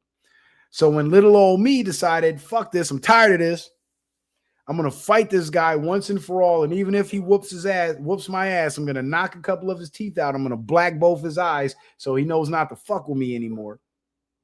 I ended up whooping his ass. But before then, I was afraid of him. You think at any point in time I would have confronted him and called him a pussy and all that shit? No, I avoided him. He had lunch A. I made sure my schedule was with lunch B so I didn't have to see him in the cafeteria. If we had classes that were too close together or in the same class, I moved classes because I was afraid. So I tried to stay away from them. So when you're in fear of somebody, the last thing you would do if your fear is genuine and not just an excuse for your ill actions, you would leave. So if you're in fear and they're telling you to leave, that's your opportunity to get the hell out of there and alleviate that fear. So his reaction was fueled by intense fear, not just regular fear, but intense fear. That's bullshit. I see why the jury didn't accept it. The atmosphere, a chaotic, crowded environment during a severe weather delay at the stadium, which caused heightened adrenaline. So it was raining, so he got nervous. Are you kidding me? This is that lawyer should be in jail with him. That fucking lawyer should be in jail with him. See, this is what happens when you spend your donation money on a fucking Escalade instead of a half-decent lawyer.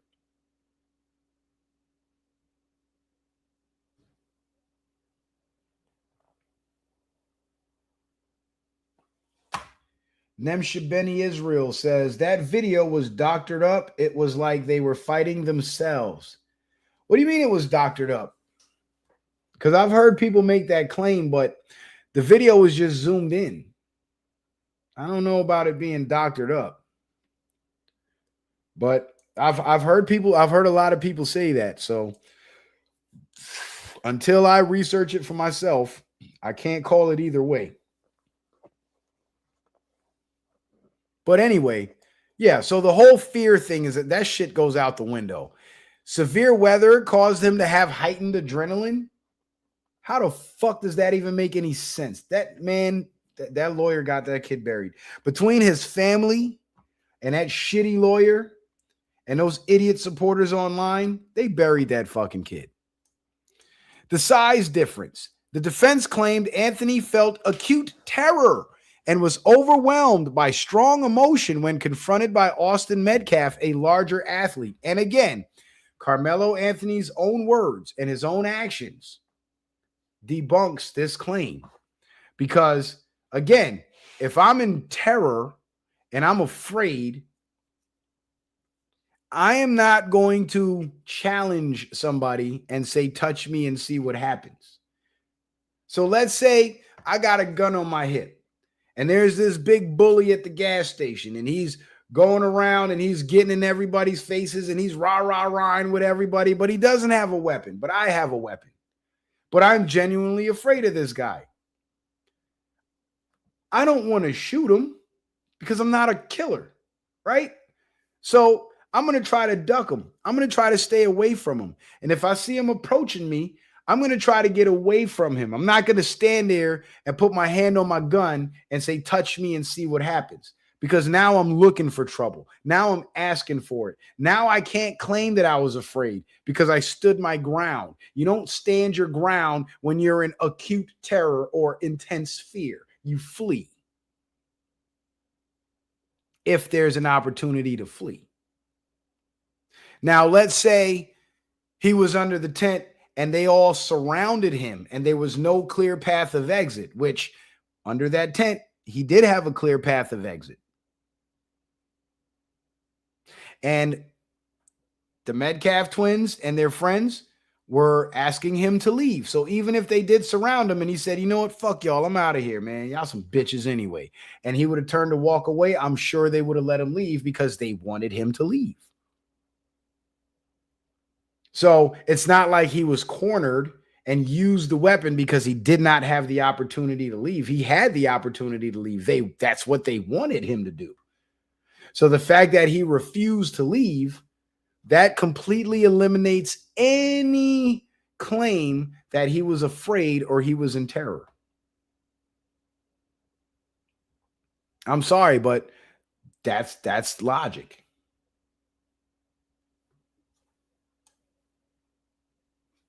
And was overwhelmed by strong emotion when confronted by Austin Metcalf, a larger athlete. The provocation. They maintained that Anthony reacted immediately after Metcalf initiated physical contact by pushing him, leaving no time for cool reflection. Well, he did have ample time. Hang on. He did have ample time for cool reflection. The whole time they were asking him to leave, and he was responding by calling them pussies and telling them, touch me and see what happened. The whole time he was gripping up his knife, he had time for cool reflection. But he escalated it by refusing to leave. And then the Metcalfs, in kind, further escalated it by getting physical with him. Austin Metcalf by getting physical with him. So it was just escalation after escalation after escalation until boom, Austin's dead. So to be fair, Austin Metcalf did not handle that situation as well as he should have, given the circumstances and what resulted from it.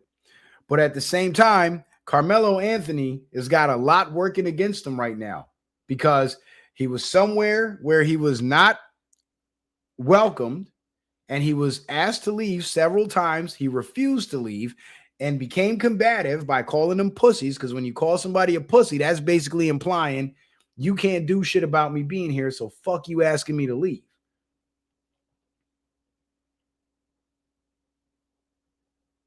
And that was bad news. That's bad news. You can't do that and then claim self-defense.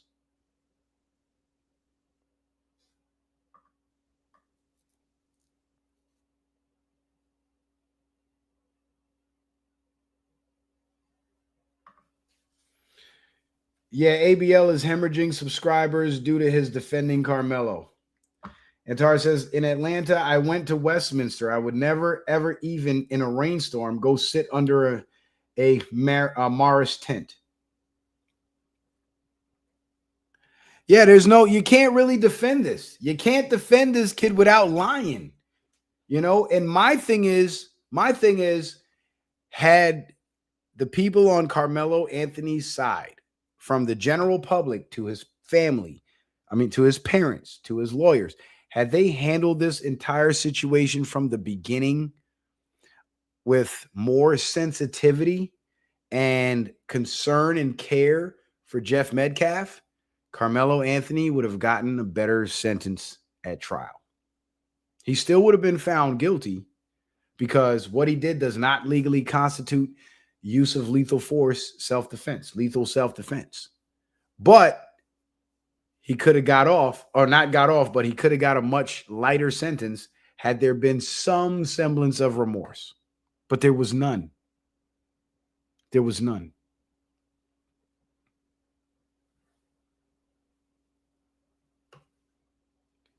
Yeah, I know, Antara, Westminster and Marist are high schools. Yeah, I know. So let's look at the prosecution's rebuttal. So let's go over it one more time. The atmosphere, chaotic, crowded environment. Hold on, was impulsive. Okay, so the defense argued that it was intense fear. Couldn't be intense fear because you stayed and you talked shit. So you obviously weren't afraid. They claimed a weather delay caused heightened adrenaline. Bullshit. Actually, weather delay would make you sit down, which would lower your adrenaline. Going up to compete would cause your adrenaline to rise. Having a rain delay and sitting your ass down would actually lower your adrenaline. So that's bullshit. The acute terror, again, bullshit, because you're not feeling no terror if you're sitting there talking shit and threatening people. You're not in fear and you're not feeling any terror. You're feeling emboldened. So it's actually the opposite. And the provocation, Anthony reacted after Metcalf initiated physical contact by pushing him, leaving no time for cool reaction. Well, He wasn't intending on reacting coolly because he already had his hand on the knife in his backpack before Metcalf even touched him. So he baited Metcalf, basically. That's premeditation. You can't bait someone without premeditation. The prosecution's rebuttal, calculated intent. Lead prosecutor Bill Worskey countered that sudden passion was entirely inapplicable to the facts of the case. They successfully dismantled the defense's claim using the following points. The 2-minute warning. Eyewitness testimony and video evidence showed that the verbal altercation lasted roughly 2 minutes. Prosecutors argued this timeline gave Anthony ample opportunity to walk away or de-escalate rather than escalate the situation. That's true. Now, let's say Metcalf, from the time he got under the tent, would have ran up and got in Karmelo Anthony's face and said, "Get out of here, you stupid monkey," or "You stupid fuck, you bitch ass motherfucker," or whatever, and aggressively approached him. And Anthony stood his ground and said, "No, fuck you, you pussy." And then Metcalf shoved him. Maybe the terror and the fear thing would have worked because they would have said it all happened so fast. Austin Metcalf immediately approached Karmelo Anthony, and there wasn't no standoff. It was immediate action and reaction. Okay, then we can argue adrenaline, fear, and all that. But the fact that they were going back and forth for about 2 minutes means that within that 2 minutes, Karmelo Anthony had enough time to assess the situation, and if he really did feel fear, he could have walked away because they were asking him to walk away. But you want to play tough guy? Well, you get to go where the tough guys go. Prosecutors argued this timeline gave Anthony ample opportunity to walk away or de-escalate rather than escalate the situation. Very true. Premeditated stance. Witnesses testified that Anthony had issued repeated warnings while intentionally keeping his hand hidden inside his backpack where the knife was stored. Prosecutors argued this demonstrated calculation and threats, not unreflective panic.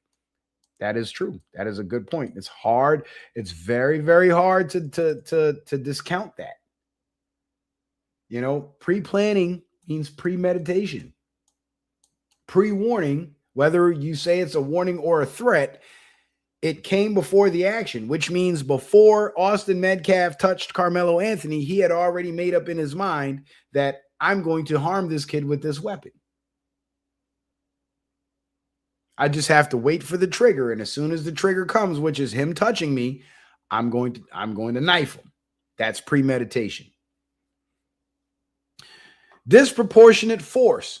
The state showed that Metcalf only pushed Anthony once with limited force, which legally failed to meet the standard for provocation required to cause a person of ordinary temper to lose complete control. And I believe what happened was when Karmelo said, "Touch me and see what happened," Metcalf either gave him one of these like light bully shoves or the 2 fingers to the chest, tough guy shove, the tough guy poke, some shit like that. Like, you ain't about to do shit. You know what I'm saying? Like one of those. And Karmelo slung that knife in him.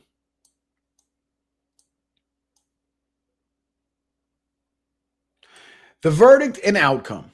Because the jury unanimously determined that Anthony did not act out of sudden passion, his sentencing guidelines remained at the standard 5 to 99-year range. He was sentenced to 35 years in state prison and must serve at least half of that time before becoming eligible for parole. So he's going to do at least 17 and a half. If you'd like to continue tracking this case, blah, blah, blah, blah, blah, blah, blah. So there's the facts of the case. There are the prosecution's arguments, the defense's arguments, and the defense had a very, very, very, very weak case. They had a very, very weak case. Karmelo Anthony's family, they completely mishandled this case, and his supporters online, they're shitting all over that kid, and they don't even realize it. They think they're supporting him, but they're doing him a disservice. And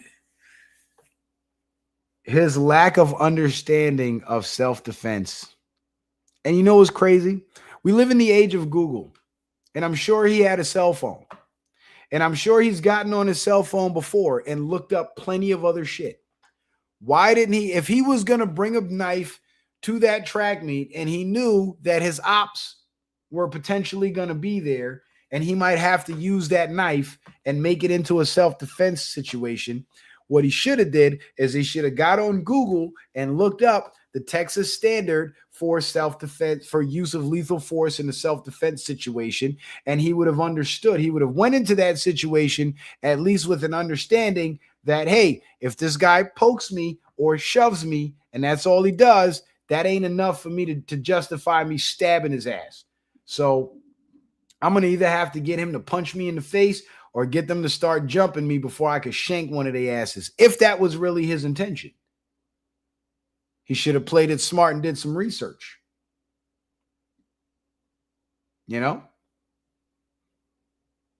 I was watching some interviews from some old mob guys, and they were talking about like how they stage murders to look like self-defense, right? And they said whenever it's another mob guy that's got a hit on them, they would use somebody that he trusts, and they would lure him and take him somewhere because they knew he would go. And what they would do is they would show him some guns and shit, and they would say, hey, you want to check this one out? And they would hand the guy the gun. And naturally, when you hand somebody a gun and they're looking at the gun, they're going to grip it at the handle. They probably won't put their finger on the trigger, or they might. But what they're going to do is they're going to hold that gun in the shooting position and they're going to look down the sights of it. It's every gun person does it. You've seen people in the gun store shopping, right? First thing they do is they point that gun either down or in a safe direction and they look down the sights to see how the sights line up. And what they would do is as soon as he puts his gun in the shooting position, somebody would shoot him in the head. And thus now you have a dead guy in there with a gun in his hand with his finger on the trigger. So when the cops come, it was self-defense. He tried to kill me and I got to him first.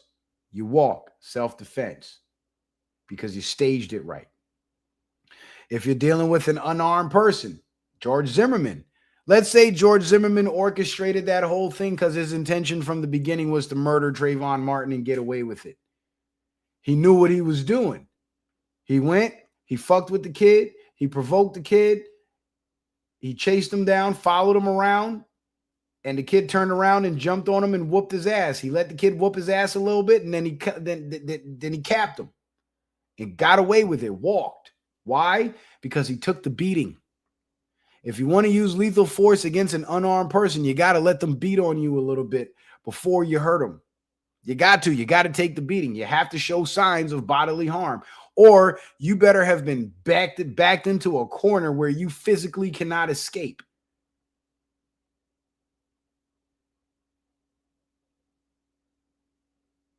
But Karmelo had neither one of these factors working in his favor. He had neither one of these factors.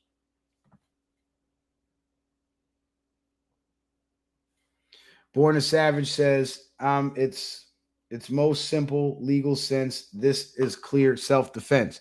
No, it's not self-defense, unfortunately. Born a Savage, I'm sorry to say, but it does not meet the legal standard for self-defense. Now, here's the thing, Born a Savage, if Karmelo would have, instead of stabbing Austin Metcalf, if he would have punched him in the face, right? Then that would have been self-defense. And let's say Karmelo, instead of stabbing Austin Metcalf, which resulted in his death, let's say Karmelo would have just decked him in the face one time for pushing him and then ran away and ran to the cops or something. Austin Metcalf would have got arrested because he initiated the physical contact. And Karmelo Anthony responded in kind with violent force, but non-lethal force. You see what I'm saying? Or let's say Metcalf would have punched Karmelo Anthony and Karmelo Anthony stabbed him. I'm not saying that would have been clear self-defense, but he would have had a better chance at arguing self-defense because he would have had a physical injury to demonstrate that this bigger kid was willing to use force, physical force against them. You see what I'm saying? So if you're going to use the size argument, that size better come with some injuries.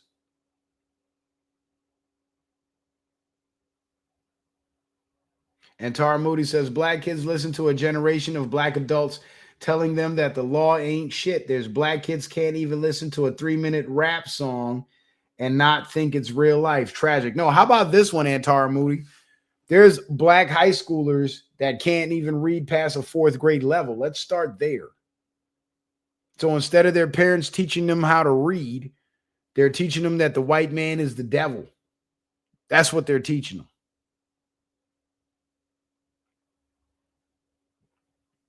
And while these kids are running around in the streets gangbanging and killing each other, they're sitting back blaming white people who ain't got shit to do with none of that. And yes, it's the adults that are failing these kids. Karmelo Anthony's family, his parents definitely failed him.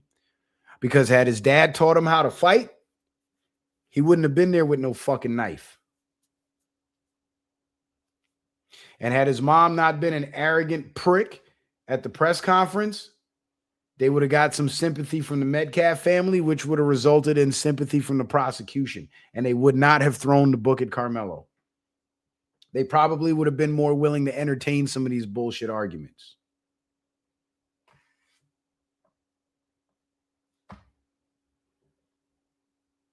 Our kids are being taught wrong, man. They're being taught wrong and they're being pussified. That was a situation where a fist fight should have happened. Born a Savage says, Karmelo is not responsible to interpret Metcalf's intent. Correct, Born a Savage. I absolutely agree with you. But that's not the problem. Metcalf's intent, right, was not the problem. It was the surrounding circumstances where, one, Karmelo had the freedom to flee. He was not backed into a corner. And two, Austin Metcalf had not used deadly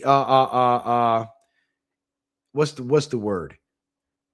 Enough physical force to cause great bodily harm or death to Karmelo Anthony. This is why I was saying, Born, if Metcalf would have punched Karmelo in the face rather than shoved him, right? I'm not saying it would have been the courts would have found it to be a valid self-defense argument.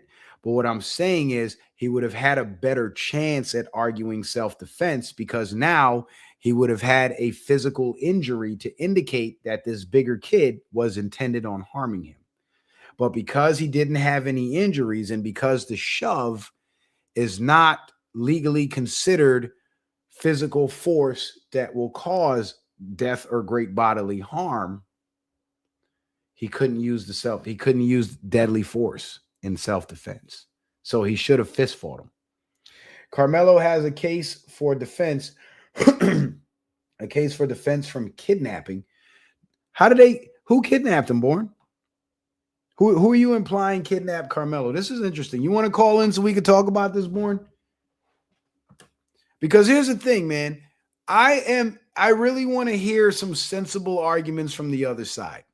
Because what I've been getting a lot from the pro Karmelo Anthony side is, the racism argument. He's a poor little victim. You know what I'm saying? I want to hear some technical arguments. Like what you said there about kidnapping. I want to know what would have constituted kidnapping. Because from what I understand, and I do have a pretty deep understanding of law, right? Kidnapping, what constitutes kidnapping is falsely imprisoning someone, thus preventing their freedom of movement, and then in turn forcing them to move more than 15 feet against their will. That's what kidnapping is. So if you're implying by kidnapping that the kids under the memorial tent kind of cornered Karmelo and prevented him from leaving, that wouldn't constitute kidnapping. That would constitute false imprisonment.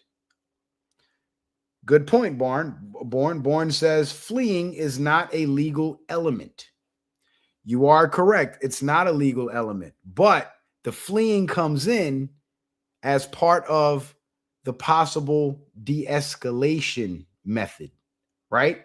So I'm not saying he had the opportunity to flee, but he chose to stay and fight, and that's what makes it murder and not self-defense. That's not what I'm saying. What I'm saying in terms of him not fleeing thing, that debunks the him being in fear, right?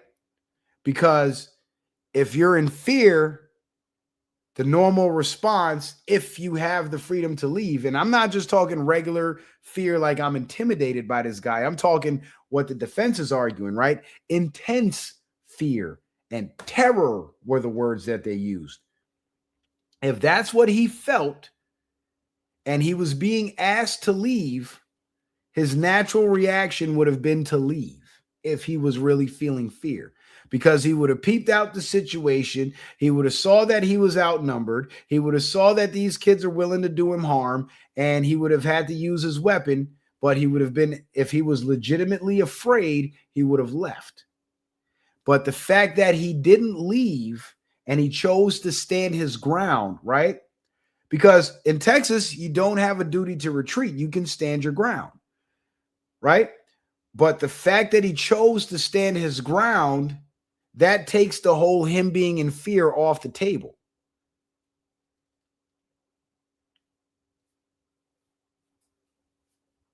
You feel what I'm saying? So, yes, you don't have a duty to retreat. You do have the ability to stand your ground in the state of Texas. But if you choose to stand your ground, it would be courage and bravery that would cause you to stand your ground. You wouldn't stand your ground out of fear. That's the logic. They wanted to move him by physical contact. That's true, Barn. That's true, Born. That's a good point. He says I can call in 5 minutes. All right. I'm going to drop the link for you, Born. We're going to chop it up because this is going to be interesting. This is going to be interesting. And they wanted to move him by physical contact, right, Born? But what makes it not kidnapping is they were not confining him there against his will. You feel me? Let me see. Where's the damn link? Okay, invite guest. There we go. They were not confining him against his will. Because kidnapping constitutes two elements, Born. Two elements, right? And those two elements are confining that person against their will, and while you have them confined against their will, then moving them 15 feet or more. That's what constitutes kidnapping. So there's two elements required for a case to legally be considered kidnapping. And if anybody else wants to call in, the link is there. So, I'll save room for Born. But if anybody else wants to tap in and share their opinion, I'll be more than happy to hear from you. I really want to hear from you guys because it's not very often that I do call-in shows. And I guess tonight's going to morph into one of those. So you guys want to make it interesting. I know Born's got some interesting points because, and you know what I like about Born the Savage? Born the Savage is not on that whole, he's a black kid and white kid. He's not playing the race thing. Born a Savage is making legal arguments from, a not black and white as in race, but black and white as in right and wrong arguments. And that's what makes sense, because regardless of what side of the argument you fall on, whether you believe Karmelo was innocent and he defended himself, or you believe he was guilty and he's a murderer, as long as we keep the argument confined to the facts of the case, I'm cool with having that. But once we start talking that black and white bullshit in terms of the two of them having their problem between the two of them, I'm not going to entertain that shit, because that's all just outside chatter from people who weren't even involved in the case in the first place. You know what I'm saying? So I like where Born is coming from. I don't agree with Born, but I like that he's actually trying to make sensible arguments. I can respect it.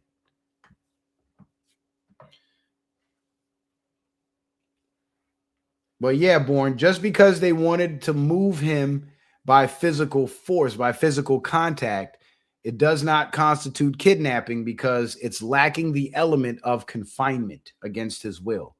Because you cannot say they were confining him against his will when the whole confrontation started because they were asking him to leave.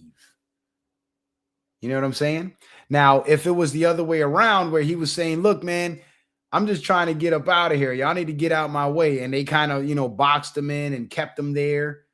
Then you can say they falsely imprisoned him. Now, let's say they boxed him in, and as a group, they surrounded him, and then they started moving. And because he's in the circle surrounded by them, as they're moving, he has to move with them. And they move him more than 15 feet from his original position without allowing him the opportunity to freely depart from them, then it would be kidnapping. But none of that happened. So kidnapping is completely off the table because there are no elements in this situation that legally constitutes kidnapping of any kind. You know what I'm saying? So we can't ignore the fact that they were asking him to leave, because in order to make the argument for kidnapping, we have to take the fact that they were asking him to leave off the table. You don't ask people to leave who you're kidnapping. You know what I'm saying? Jeffrey Dahmer didn't pick the hose up. Didn't pick his victims up and then say, get out of my car. You know what I'm saying? He picked his victims up and said, you ain't going nowhere. And took him to where he took him and did what he did with them. That's kidnapping. You feel me? And I'm sure you would agree, Born, because I'm not wrong. You can't, if you disagree, you're just being an asshole at that point. You're just being a disingenuous asshole. And I don't think you're that at all. I think you're an intelligent individual that's able and capable to make sensible arguments and willing to concede and is willing to concede, to valid points. But anybody else wants to call in, man, tap in, y'all. The lines are open. Do we have anybody? Nobody. Y'all don't like talking to me, do y'all? And Tara Moody says, it's easy to see. Hold on. It's too big. I want y'all to see all the grease in my pores. And Tara Moody says, it's easy to see that ABL has childhood trauma in his defense of Karmelo. So uncharacteristic of ABL. White conservatives who love ABL feel betrayed. Yeah, I've never really listened to Anthony Brian Logan to begin with. I like his talking points, but he was always too milquetoast. You know what I'm saying? Like, he was one of those, how can I describe him? There was nothing. He's one of those surface level conservatives. Let me say that. He doesn't dig very deep on issues. He just talks about the surface level shit and, follows what mainstream media says and just debunks mainstream media. But he doesn't do what I do. He doesn't do the deep research. He doesn't do the digging. He doesn't show anything that the mainstream media hasn't showed. He doesn't bring anything really game changing to the table. He's just like a rinse and repeat conservative. Shane M says, never heard of him. Well, I'll tell you, Shane, you're not missing shit. What up, DJ Spin over on Rumble? What up with you? You're not missing shit. So Born a Savage says he's going to call in 5 minutes. I don't know how many minutes it's been, Born, but it's getting late, and I'm getting tired. And we're at 2.5 hours, almost at 2.5 hours, and nobody else is calling in. I don't know what's going on. Is there anybody wants to call into the show? Call-in's going once, going twice. Nobody?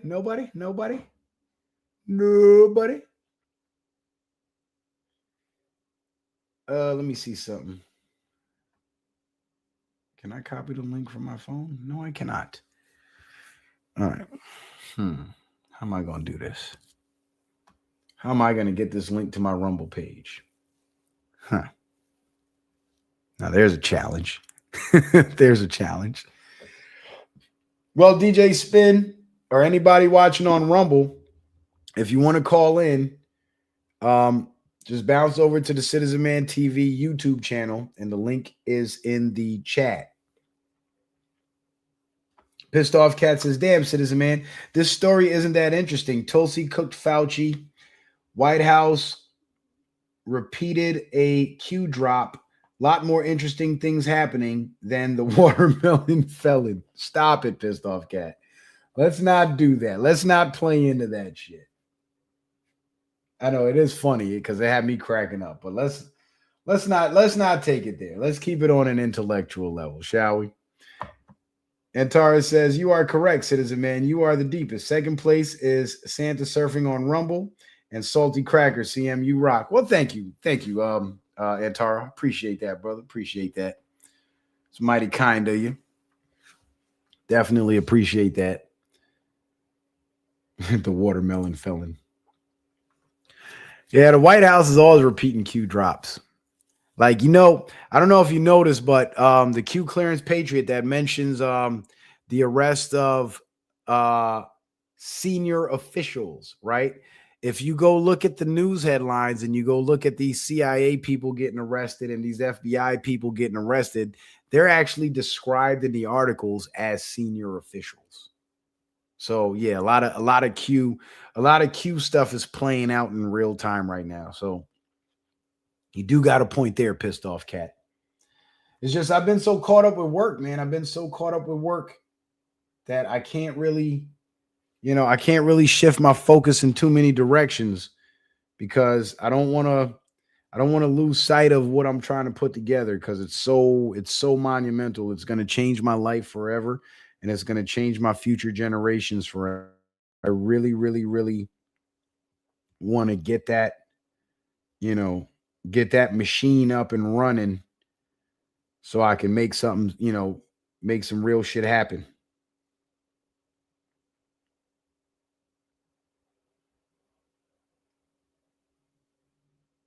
And I'm getting notifications that I had packages delivered and I don't see them.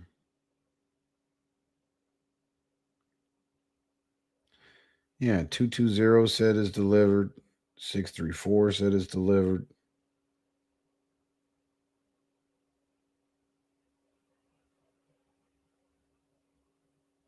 What the hell? I gotta go check my spreadsheet to see where those went. Because they sure as hell didn't come to me. Oh shit, Born a Savage is here. Oh shit. How long you been waiting? Hang on, I'm gonna bring you in. Hold on. Let me get my headphones on. Add to stage.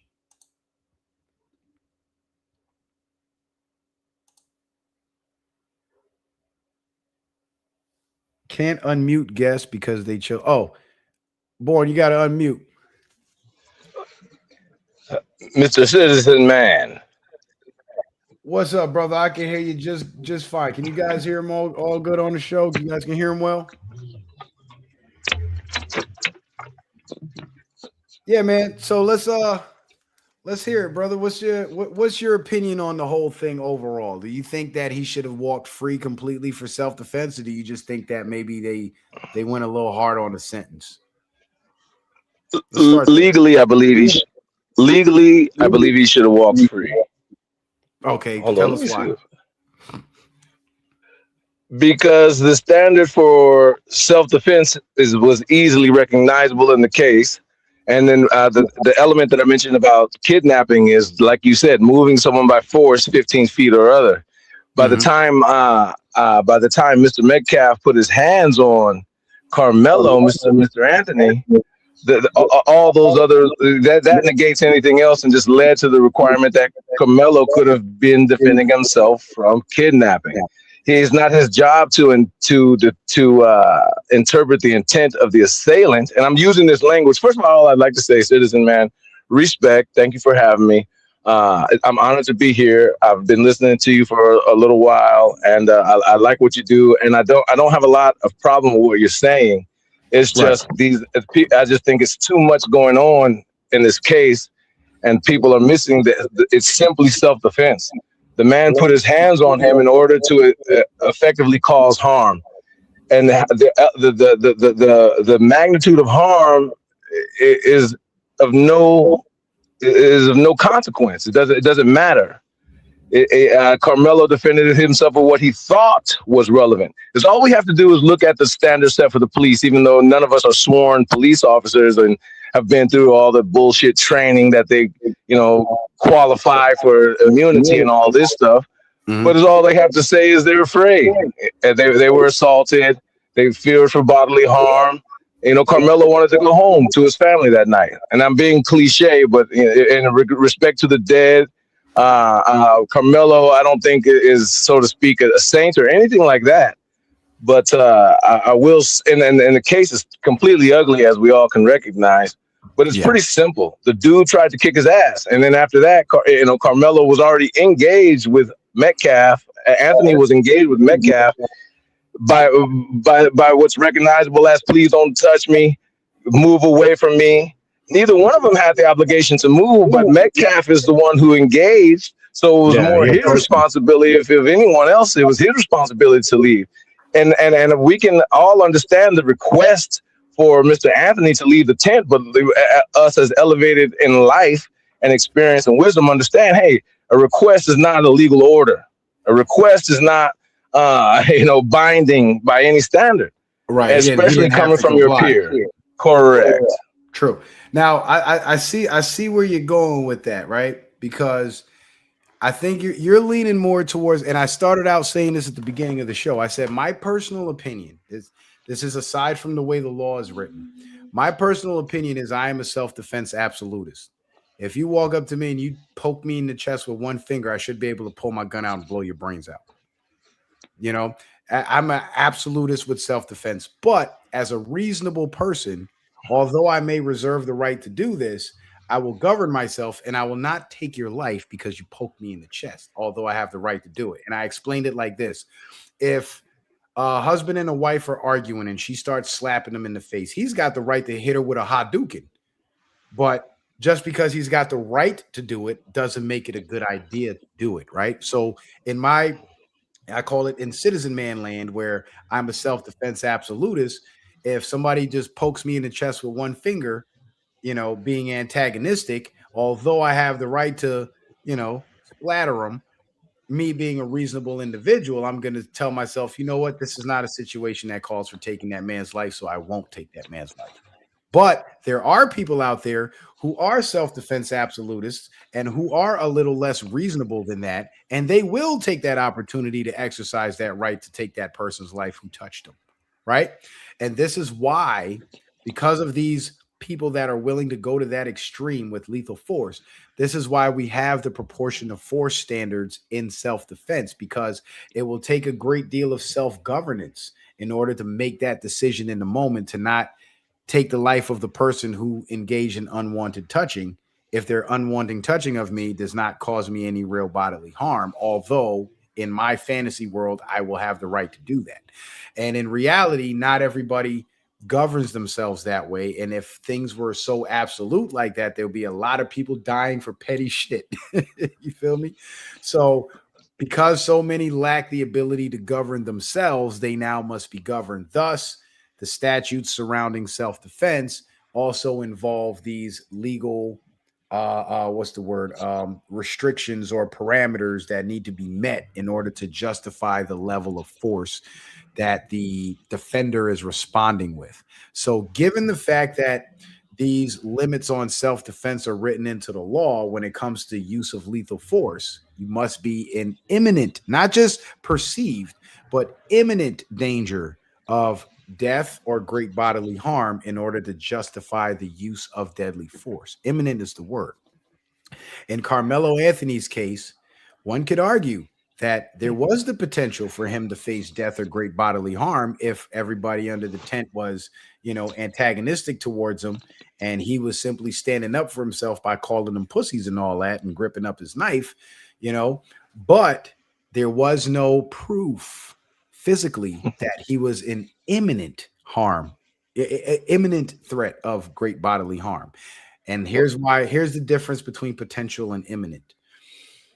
Potential, because Austin Metcalf stepped to him and Austin Metcalf put his hands on him. So there was a potential for Carmelo Anthony to be physically harmed through physical assault by way of this larger kid, Austin Metcalf, right? But because Austin Metcalf did not inflict any injuries on Carmelo or threaten to inflict any injuries on Carmelo as far as the courts are concerned, as far as the witness statements, right? There was no the requirement to justify imminent threat of bodily harm was not there. So we agree that in our absolutist self-defense world, you touch me, I kill you. You know what I'm saying? But unfortunately, we live in a world where there's limits put on that, and it requires the imminent threat of death or great bodily harm. So because Metcalf, I'll just cap it off with this and I'll pass it to you, right? So because Metcalf did not punch Carmelo in the face and inflict injuries on him, but rather he shoved him and hurt his pride per se, or indicated to him that I might punch you the next time I touch you. You know what I'm saying? It was not enough to justify lethal force. Now, if he would have pushed Carmelo and Carmelo pulled out the knife and showed him the knife and said, touch me again and see what happens. Now you can say that's a warning and not a threat, right? Because he's showing him the weapon and he's letting him know that, hey, I'm armed and I will hurt you. It's like when a dog shows his teeth, he's warning you, right? But I agree. Right. But if he conceals the weapon and Metcalf doesn't know that that weapon is there, and he issues the warning, that warning now becomes a threat because you don't know that I have the ability to kill you now. So you don't know what you're walking into and what you're being baited into. You see what I'm saying? So Carmelo kind of screwed himself with that one. But go ahead. You got it, brother. Again, thank you for the opportunity. When you're talking about a knife, we must remember an illegal an acute mind would. Well, let me backtrack. Excuse me for a moment. Yeah, do you think, man? Everyone knows the defense was terrible. It was a tragic defense. It takes it to the concept that it resonates with me, and that you sometimes touch on it. Is that this is all a show? It's all for entertainment. None of this shit's real. Because the legal standard, I hear no one talk about the idea that a knife is a tool, not a weapon. And a learned person would know to refer to what we call a knife as an edged tool and not a weapon. Had he pulled out the knife, then it would have become a weapon because then that's brandishing. But as a tool, he could have reached in there and grabbed a water bottle, a bike lock on a chain, anything that anyone wants to imagine. But it just happened to be an edged tool, aka a knife, which is commonly perceived as and used as a weapon. So I just wanted to lay that out there. But again, we're talking about you. We're talking about me. The person should have left. But that's not up to us to put ourselves in his place. What we have to look at is the standard, period. By the time Carmelo Anthony was engaged by physical contact, the imminent threat had turned into an act of violence. So it has, at that moment, crossed the threshold. Now, again, we're just here. And again, I want to thank you so much for the opportunity. Again, we're having a learned conversation, and I'm really vibing off of it. Yeah. His defense was terrible. But, and none of it's of any consequence now that he's sentenced, you know what I mean? But the idea that, put it this way, if I was his attorney, he would have gotten off clean. And I'm not an attorney, but I just have so much experience with the law. Well, let me ask you something, Born. You do understand that, because you seem like a pretty intelligent guy. So you are aware that there are levels of violence, right? Yes, sir. And we're not at odds with that. It's just, like I said, the caveat is all these things could have and should have been brought up in his defense. And clearly it wasn't. There was no defense, but an attorney, vigorously representing their client would have ran the gamut from A to Z. This was a client. He ran, he defended himself from, and again, this is hyperbole and I'm having fun saying it, but Right. he defended himself from a clan assault, from a Now, kidnapping, from any of these things. I bring up the levels of violence, right? Because it's the level of violence that Austin Metcalf enacted against Carmelo Anthony that kind of took away his ability to use lethal force in response and beat the case for self-defense. Now, let's say Austin Metcalf would have let's say Excuse me, Austin Med sorry. No, you good. Let's say Austin Metcalf would have shoved Carmelo Anthony, and Carmelo Anthony would have responded by punching him in the face, and then they broke out into a fist fight, right? And I said this earlier, the cops would have came, they would have arrested Austin Metcalf because they would have been like, who started the fight? And everybody would have pointed to Carmelo and said he wasn't supposed to be here, but Austin Metcalf shoved him first, and then Austin would have got arrested because he initiated the violence, right? So I don't dispute that. It's just his initiation of the violence did not reach the level of responding with lethal force. It's like this. It's like if a suspect punches a cop in the face and he engages in a scuffle with the cop, that cop's not allowed to just pull his gun and shoot the guy. I mean, they do it, and a lot of times they get away with it, but when they get away with it, the public is outraged because that was unjustified. You didn't have to use lethal force, right? But let's say instead of the suspect punching the cop in the face, he punches the cop in the face, and during the scuffle, he reaches for the cop's gun. Now the cop can grab that gun and shoot him because the level of violence has now escalated to, threat of death or great bodily harm. So in Austin Metcalf's case, it's kind of the same thing. So let's say if Austin Metcalf would have punched Carmelo Anthony and Carmelo Anthony responded with the knife, then he would have had a better out. And I never said that, that would have been 100% self-defense, but his lawyers would have had a better argument for self-defense because Carmelo would have approached police with physical injuries to justify his fear of bodily harm because he had already been harmed to some degree. You feel what I'm saying? So because Austin Metcalf, when he shoved Carmelo, it didn't cause Carmelo any injuries. Carmelo at that moment was not justified to pull the knife and use it. Now, I'll say this though. If let's say Metcalf would have shoved Carmelo and then another kid would have shoved him and Carmelo used the knife, he would have had a better argument because now he's being physically assaulted by more than one person. Fighting them off with his hands now becomes an unreasonable expectation. Now, if Metcalf would have shoved him and he would have punched Metcalf, like I said earlier, self-defense, it would have been self-defense 100% because it would have met the standard for proportion of force. You understand where I'm coming from? I do, but just playing devil's advocate, we are not at odds, but again, we are diametrically opposed to these philosophies and legal standards as well. Yeah, I would say, what was I going to say? Oh, about Carmelo Anthony. Is he supposed to get his ass kicked first? One, then two, the case could be made that he had already gone past his threshold of panic. He had twins literally accosting him. The double trouble, the concept of look at these twin icons, not elevated, but indications of twin icons of assault, racism, hatred, violence. And so much has been made about Carmelo, the discrepancy of size between Carmelo Anthony and Austin Metcalf. Again, the question is, we can ask this question: what was supposed to happen? But Carmelo Anthony, and the case could be made that he was terrified for his life. These twin giants, 10 white giants, and again, excuse my language, I'm making the case, here in People's Court. These twin white giants accosted Carmelo Anthony with threats of violence. And then by the time Carmelo Anthony was reaching for any tool or implement that he might have on his person, he found a particular edge tool in his bag. And then by the time Mr. Metcalf escalated to physical contact, all that Mr. Anthony could see is his own life in peril.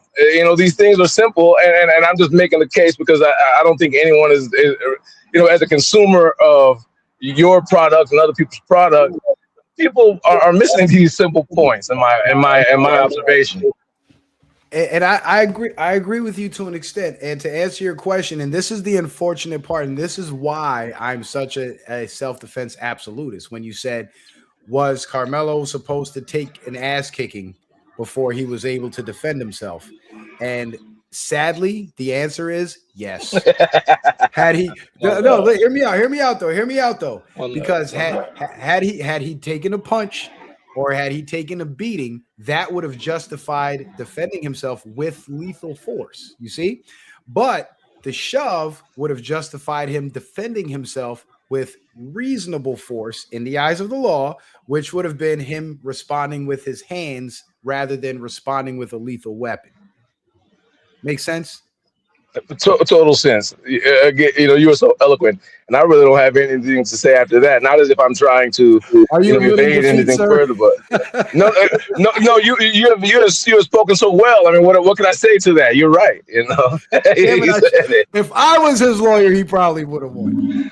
You understand what I mean? That's the I only hear you, platform I'm coming from. Is no, I a hear lot you of though. a lot of passion and personal perspectives are involved in this case, and a lot of people are having a lot of getting a lot of traction off of kicking it around, and I love it because, like, as I said, I'm a consumer. But all that is to say, where are these simple points? The man could easily have been made a case, and maybe he was in fear for his life. They keep talking about how little Carmelo Anthony is, especially in comparison to, and I'll just say it to be provocative, to the twins, the Metcalf twins. And if those cats, the Metcalf twins, were in front of him, I'm not a little person. Love to everyone in existence, but I just don't live life as a small person. I don't know how afraid Carmelo Anthony must have been. Do you Well, understand? let me ask you this, Born. Let me ask you this, Born. If Carmelo Anthony is afraid, right, and he's got these two big giants standing in front of him, and the whole confrontation is over them asking him to leave, wouldn't the fear cause him to see that escape and leave rather than, because I understand fight or flight, and he probably went into fight mode rather than flight mode, right? But once you go into fight mode, the fear kind of gets put aside, and now you just go into action mode, right? So it's kind of hard, and I think this is why in the trial the defense lost on the fear thing, because the way I see it is, if he was really afraid, he wouldn't have been talking so tough, you know. But Well, one can argue either way, because he could have been trying to, right. build, big himself up and make himself look tougher than he really was out of fear. I can see the reason, the reason behind that. But the fact that he had the ability to leave and chose to stand his ground, that kind of takes the fear out of it, because it takes a level of courage to stand your ground. Cowards don't stand their ground. Cowards run away.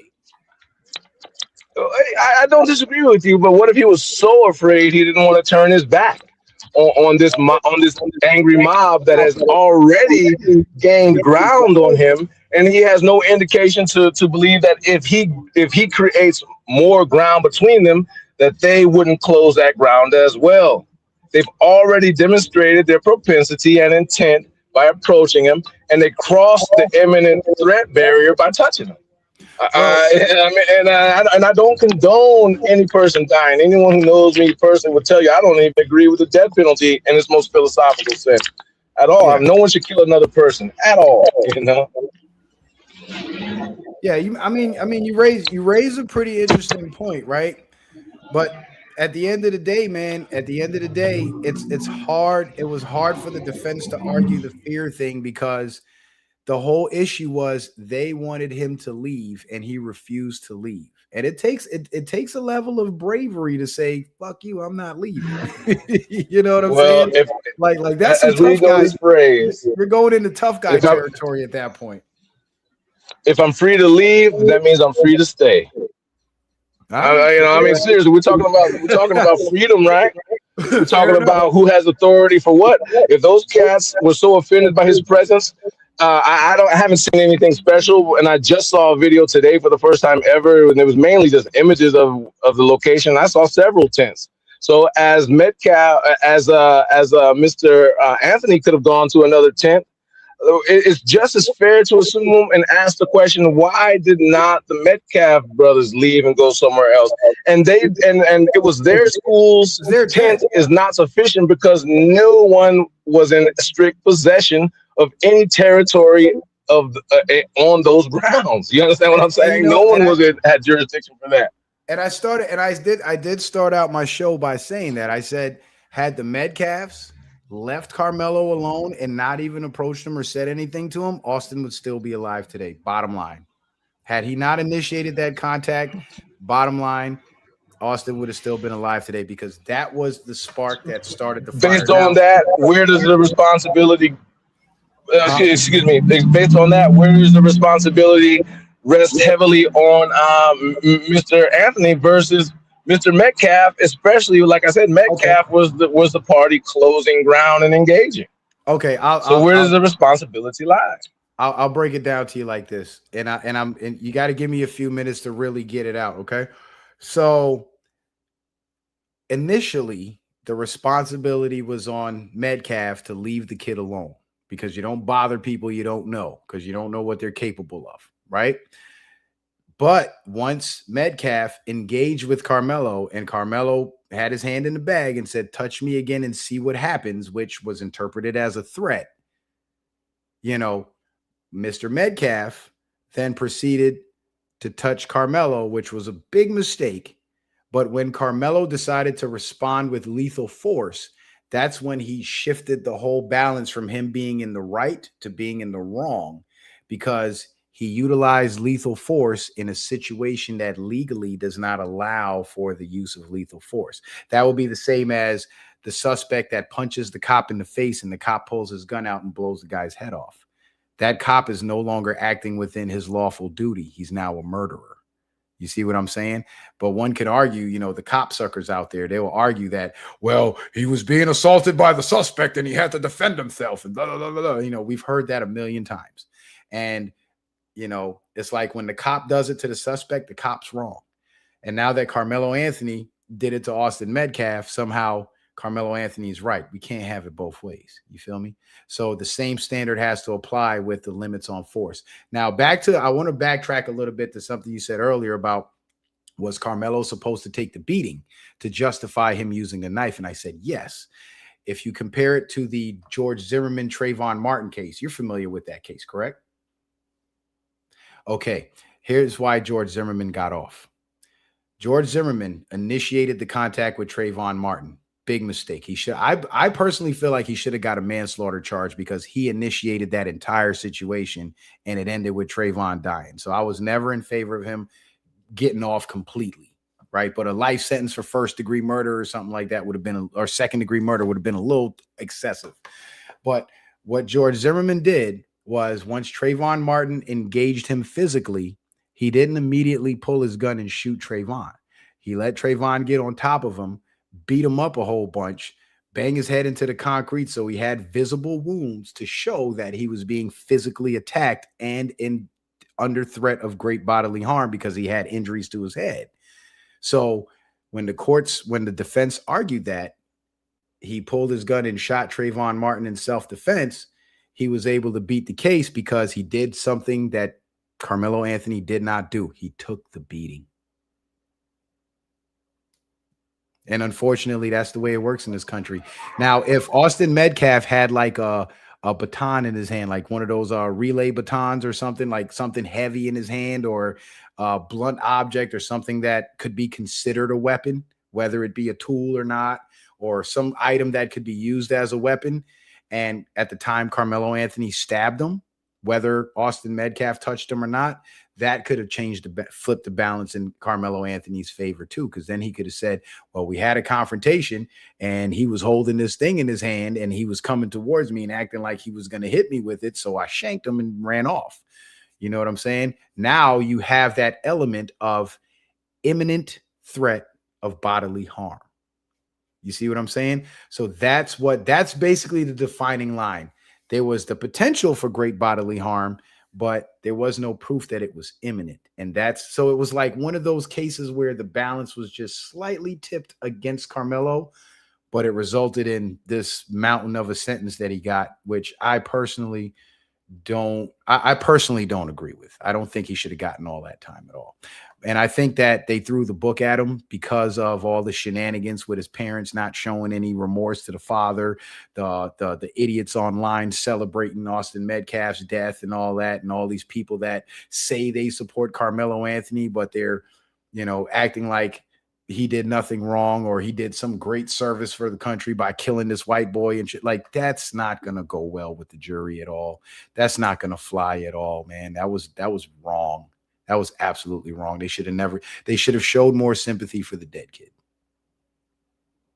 And I don't put that on because I personally believe Carmelo feels very remorseful, but because he never got a chance to speak for himself, which I think was another problem with the defense, he never really got to express that. So the only impression of what Carmelo might be thinking and feeling came from the people who were speaking for him, being his mother, the spokespeople, and the people on the internet that claim they support him. And they did it. They did that boy a great disservice.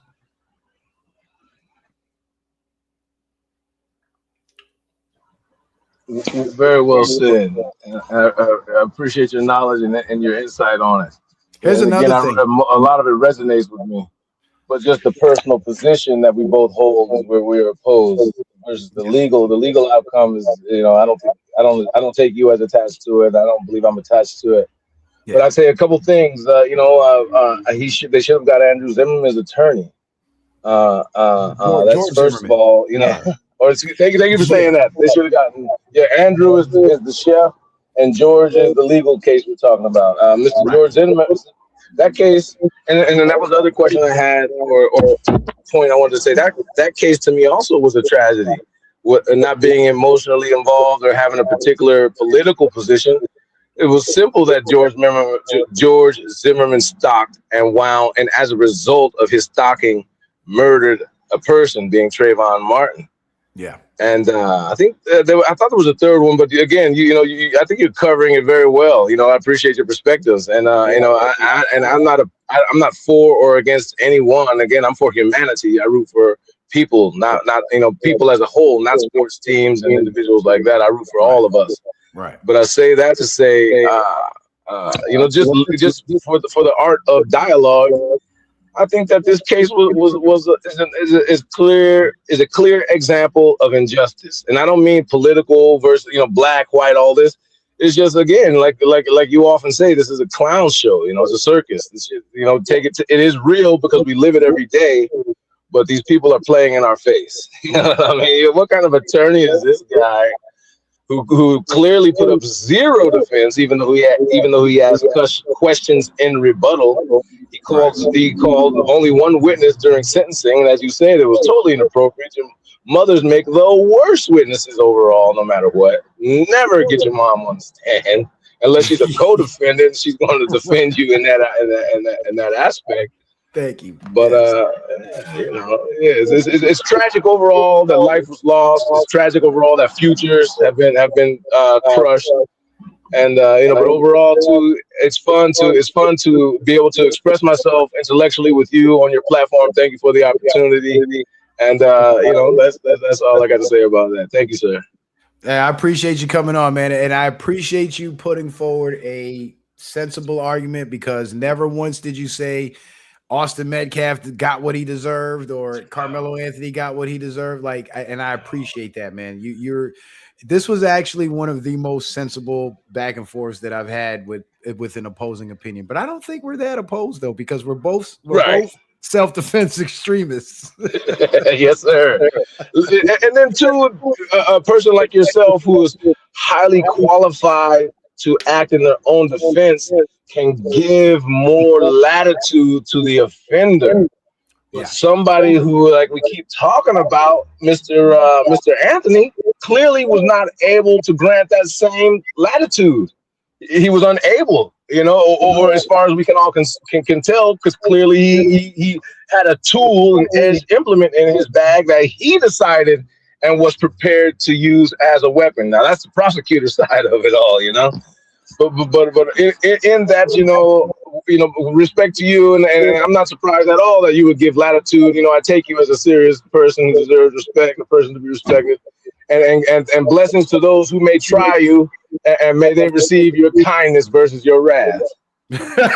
Yeah, my wrath is pretty fucked up. But you know what? This is gonna throw you. This is gonna throw you for a tailspin though. If Carmelo Anthony was a female, he would have got off. Easy. And if I was the defense attorney, that would have been my argument. I would have said if Carmelo Anthony was not a boy and that was a girl being shoved by that 200-pound kid that shoved Carmelo, y'all would be looking at this case totally different because y'all would have seen it as that girl had a right to self-defense. So why doesn't my client? That's right. And you bring up law enforcement, and that elements of, and I'm not a proponent of law enforcement. Again, I root for everybody. I want them to go home safe. But I will say that, as we understand the characteristics of law enforcement, what would have happened is, hey man, I was surrounded by a mob. I was in fear for my life. Somebody touched me from behind or whatever. I couldn't, I was so afraid. My gun went off. And in fact, I need therapy now and a promotion. That's how that goes with law enforcement. Yeah, but they got the whole system behind them. So when they do things and they find themselves in Carmelo Anthony's shoes, they have more of a support system within the courts to back them up with that. But Carmelo was kind of just left flying on his own, and then he had these racist idiots out here, these bigots out here that hate white people and celebrating the death of this white boy supporting him. So he didn't have enough support to really make a sensible argument on his behalf. You know what I'm saying? They failed him. The people who were supposed to support him and be in his corner, they failed that kid. Because at the very least, if he was going to have to eat the charge and go to jail, he could have got a lighter sentence because he could have got mercy from the courts had his family showed more remorse. And that's, that's the best they could have gotten out of it. And putting him on the stand and allowing him to express that remorse to some degree would have certainly helped keeping them off the stand. Because here's what they do in mob cases: when the lawyers know that their defendant is guilty, they won't put him on the stand. So whenever you see a case where the defendant doesn't take the stand, that is an indication of some degree of guilt in the eyes of the jury. It does not go over well with the jury because it's their side versus Carmelo's side. So they have to hear Carmelo's side to really fully understand what the kid was thinking, and having the lawyer speak for him who barely knows him, having the mother speak for him who's going to defend him even if he was the devil himself, you know what I'm saying? And having, these other kids defend him, that's one thing. But having him get up there to defend himself would have been the thing because it would have exposed him to cross-examination by the prosecution. But even in that cross-examination, he still would have had an opportunity to really express what was going through his head at the time. He's the only one that knows what he was thinking. And they dropped the ball on that, man. I almost started to think that the lawyer was trying to set him up for failure too, because a lot of times what these lawyers would do is they would take the case and they would deliberately fumble the case so they can drag it out because they charge by the hour. So the longer the case goes on is the more money they make. Andrew Tate told this story one time. He said that some guy was messing with some girl and the girl had a boyfriend. The boyfriend got mad and decided he wanted to sue Andrew Tate. So he hired a lawyer. The boyfriend's lawyer calls Andrew Tate's lawyer and he says, look, Andrew, look, man, this guy wants to sue your client, Andrew Tate, but he doesn't have a lawsuit. But he's got money, so I'm gonna milk him for everything he's got.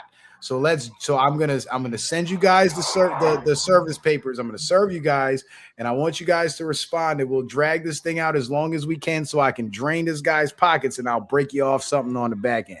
Like lawyers are crooked, bro. They do some shady things, so you got to be real careful about who you hire. Also, you know why the high-paid lawyers usually get criminals off? They charge so much money because some of that money goes to the judge, some of that money goes to the prosecutors. You know what I'm saying? So they're all part of the bar association. They hang out at the same country clubs. They go to the same vacation spots. A lot of them live in the same neighborhoods. You know what I'm saying? So. it's a very tricky game when you're choosing representation, especially in such a sensitive situation. You know what I mean? And the people that were surrounding Carmelo, they did not they helped bury him, and Well said. it's a sad His situation. team. Yeah, yeah. But Born, I appreciate you. Born a Savage, ladies and gentlemen. This was Born a Savage from the chat. An opposing opinion, but a sensible one. So I can definitely appreciate that, brother. And any other topics you want to discuss, if you ever want to tap back in with me, man, you're more than welcome to come on the show because you've been an awesome guest, bro. I don't even think you cussed once. I cussed more than you. I don't think you cussed one time. I was in my business mode. I'm just coming from leaving the client's house. Like I said, the 5 minutes I needed, I was on my way to the client's house, and I need to finish that up. And then I just left, so I'm still kind of in thought mode. But in all seriousness, I haven't had a chance to light one, drink one, or anything yet because I like to get loose. Right here. And then when you talk about crooked lawyers, hey man, like I said, I'm here in Los Angeles, Los Angeles. For those who don't know, the worst city. and it's known for what they call being litigious. Yeah, everybody wants to sue everybody. New York's the same way. New York's the same. Right on. I remember being a kid, and my aunt and them used to tell me when we walked through the subway, because we used to live upstate. So when we would go down to the city and we'd be walking through the subway, that's where you see all the weirdos. And my aunt would be like, "Don't stare so much, they'll sue us."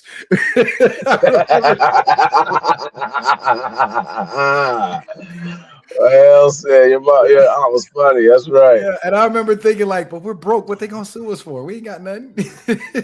That's right. But that's what they're coming for. The little bit of nothing you got left. Right. They'll sue the pants off you. Well said. That's exactly the phraseology. Sue the pants. Yeah, like I said, a bunch of crooked. One of my buddies said, being a lawyer is so special. Well, why are there so many of them? It shook me to the core. Because they try to play so smart and the bar is so difficult and all this. And like I said, I grew up in the element. And I know one smart attorney, and that's my mother. Not exposing too much, but there's only one attorney I know who's smart, and that's my mother. And I've been in cases and involved with cases where the defendant's lawyer would be, sitting in the gallery waiting for the proceedings to begin. And just before the proceedings would begin, a guy would come out from the back and the lawyer would walk up and glad hand him, literally give him dap and all that type of thing. Yeah. And then, they would split. The lawyer would come back to the gallery and then that person would disappear. And then some 4 minutes later, this sucker would come out in a black robe. You understand what I mean? and it's just like that. It's just like that. Like you said it. You know what I mean? At the end of the day, man, at the end of the day, they're people too, just like us, bro. You know what I mean? So that's right. I'm still trying to figure out how to become a lawyer without going to law school. I heard Colorado will let you do like a 2-year apprenticeship with a judge, and I can actually take the bar exam, but I'll only be barred in a license to practice in Colorado. So I don't know. That's right. Colorado. Well, a little known secret is you can legally sit for the bar in any state. Period. Without if you can pay for it, if you could pay for the bar and sit for it in any state. You do not have to be a graduate of law school. Period. So I could, but don't you have to have a law degree to even get licensed to practice in that state? Because you can pass the bar, but you still won't be able to legally practice without that degree. Isn't that how it goes in most states? Right, to the point. It's your Juris Doctorate. Your Juris Doctorate. Right. So you're getting your PhD in the law effectively, and you can represent yourself and any person that appoints you, but you cannot solicit for clients. Okay. So I can't go to people and be like, hire me, I'm an attorney, but I can say, you know what, I can help you with your case. That's right. And if they say, well, I choose this individual to help me, and they say, well, they don't ask what college you went to. They say, well, are you a member of the bar? Yes, I am. It's just that simple. Yeah. Well, Board, I'm gonna let you go, brother. We just passed the 4-hour mark, man, and I thank you. You have one love, brother. One love. I don't get too many callers, but you have been one of the best. I must say. Man, I'm flattered. I'm honored to catch that. Thank you. And I look forward to the next opportunity, brother. And and not I don't have to tell you this, but man, look for me on the and on that money tip. I'm not into all the digital technology. All I have is PayPal.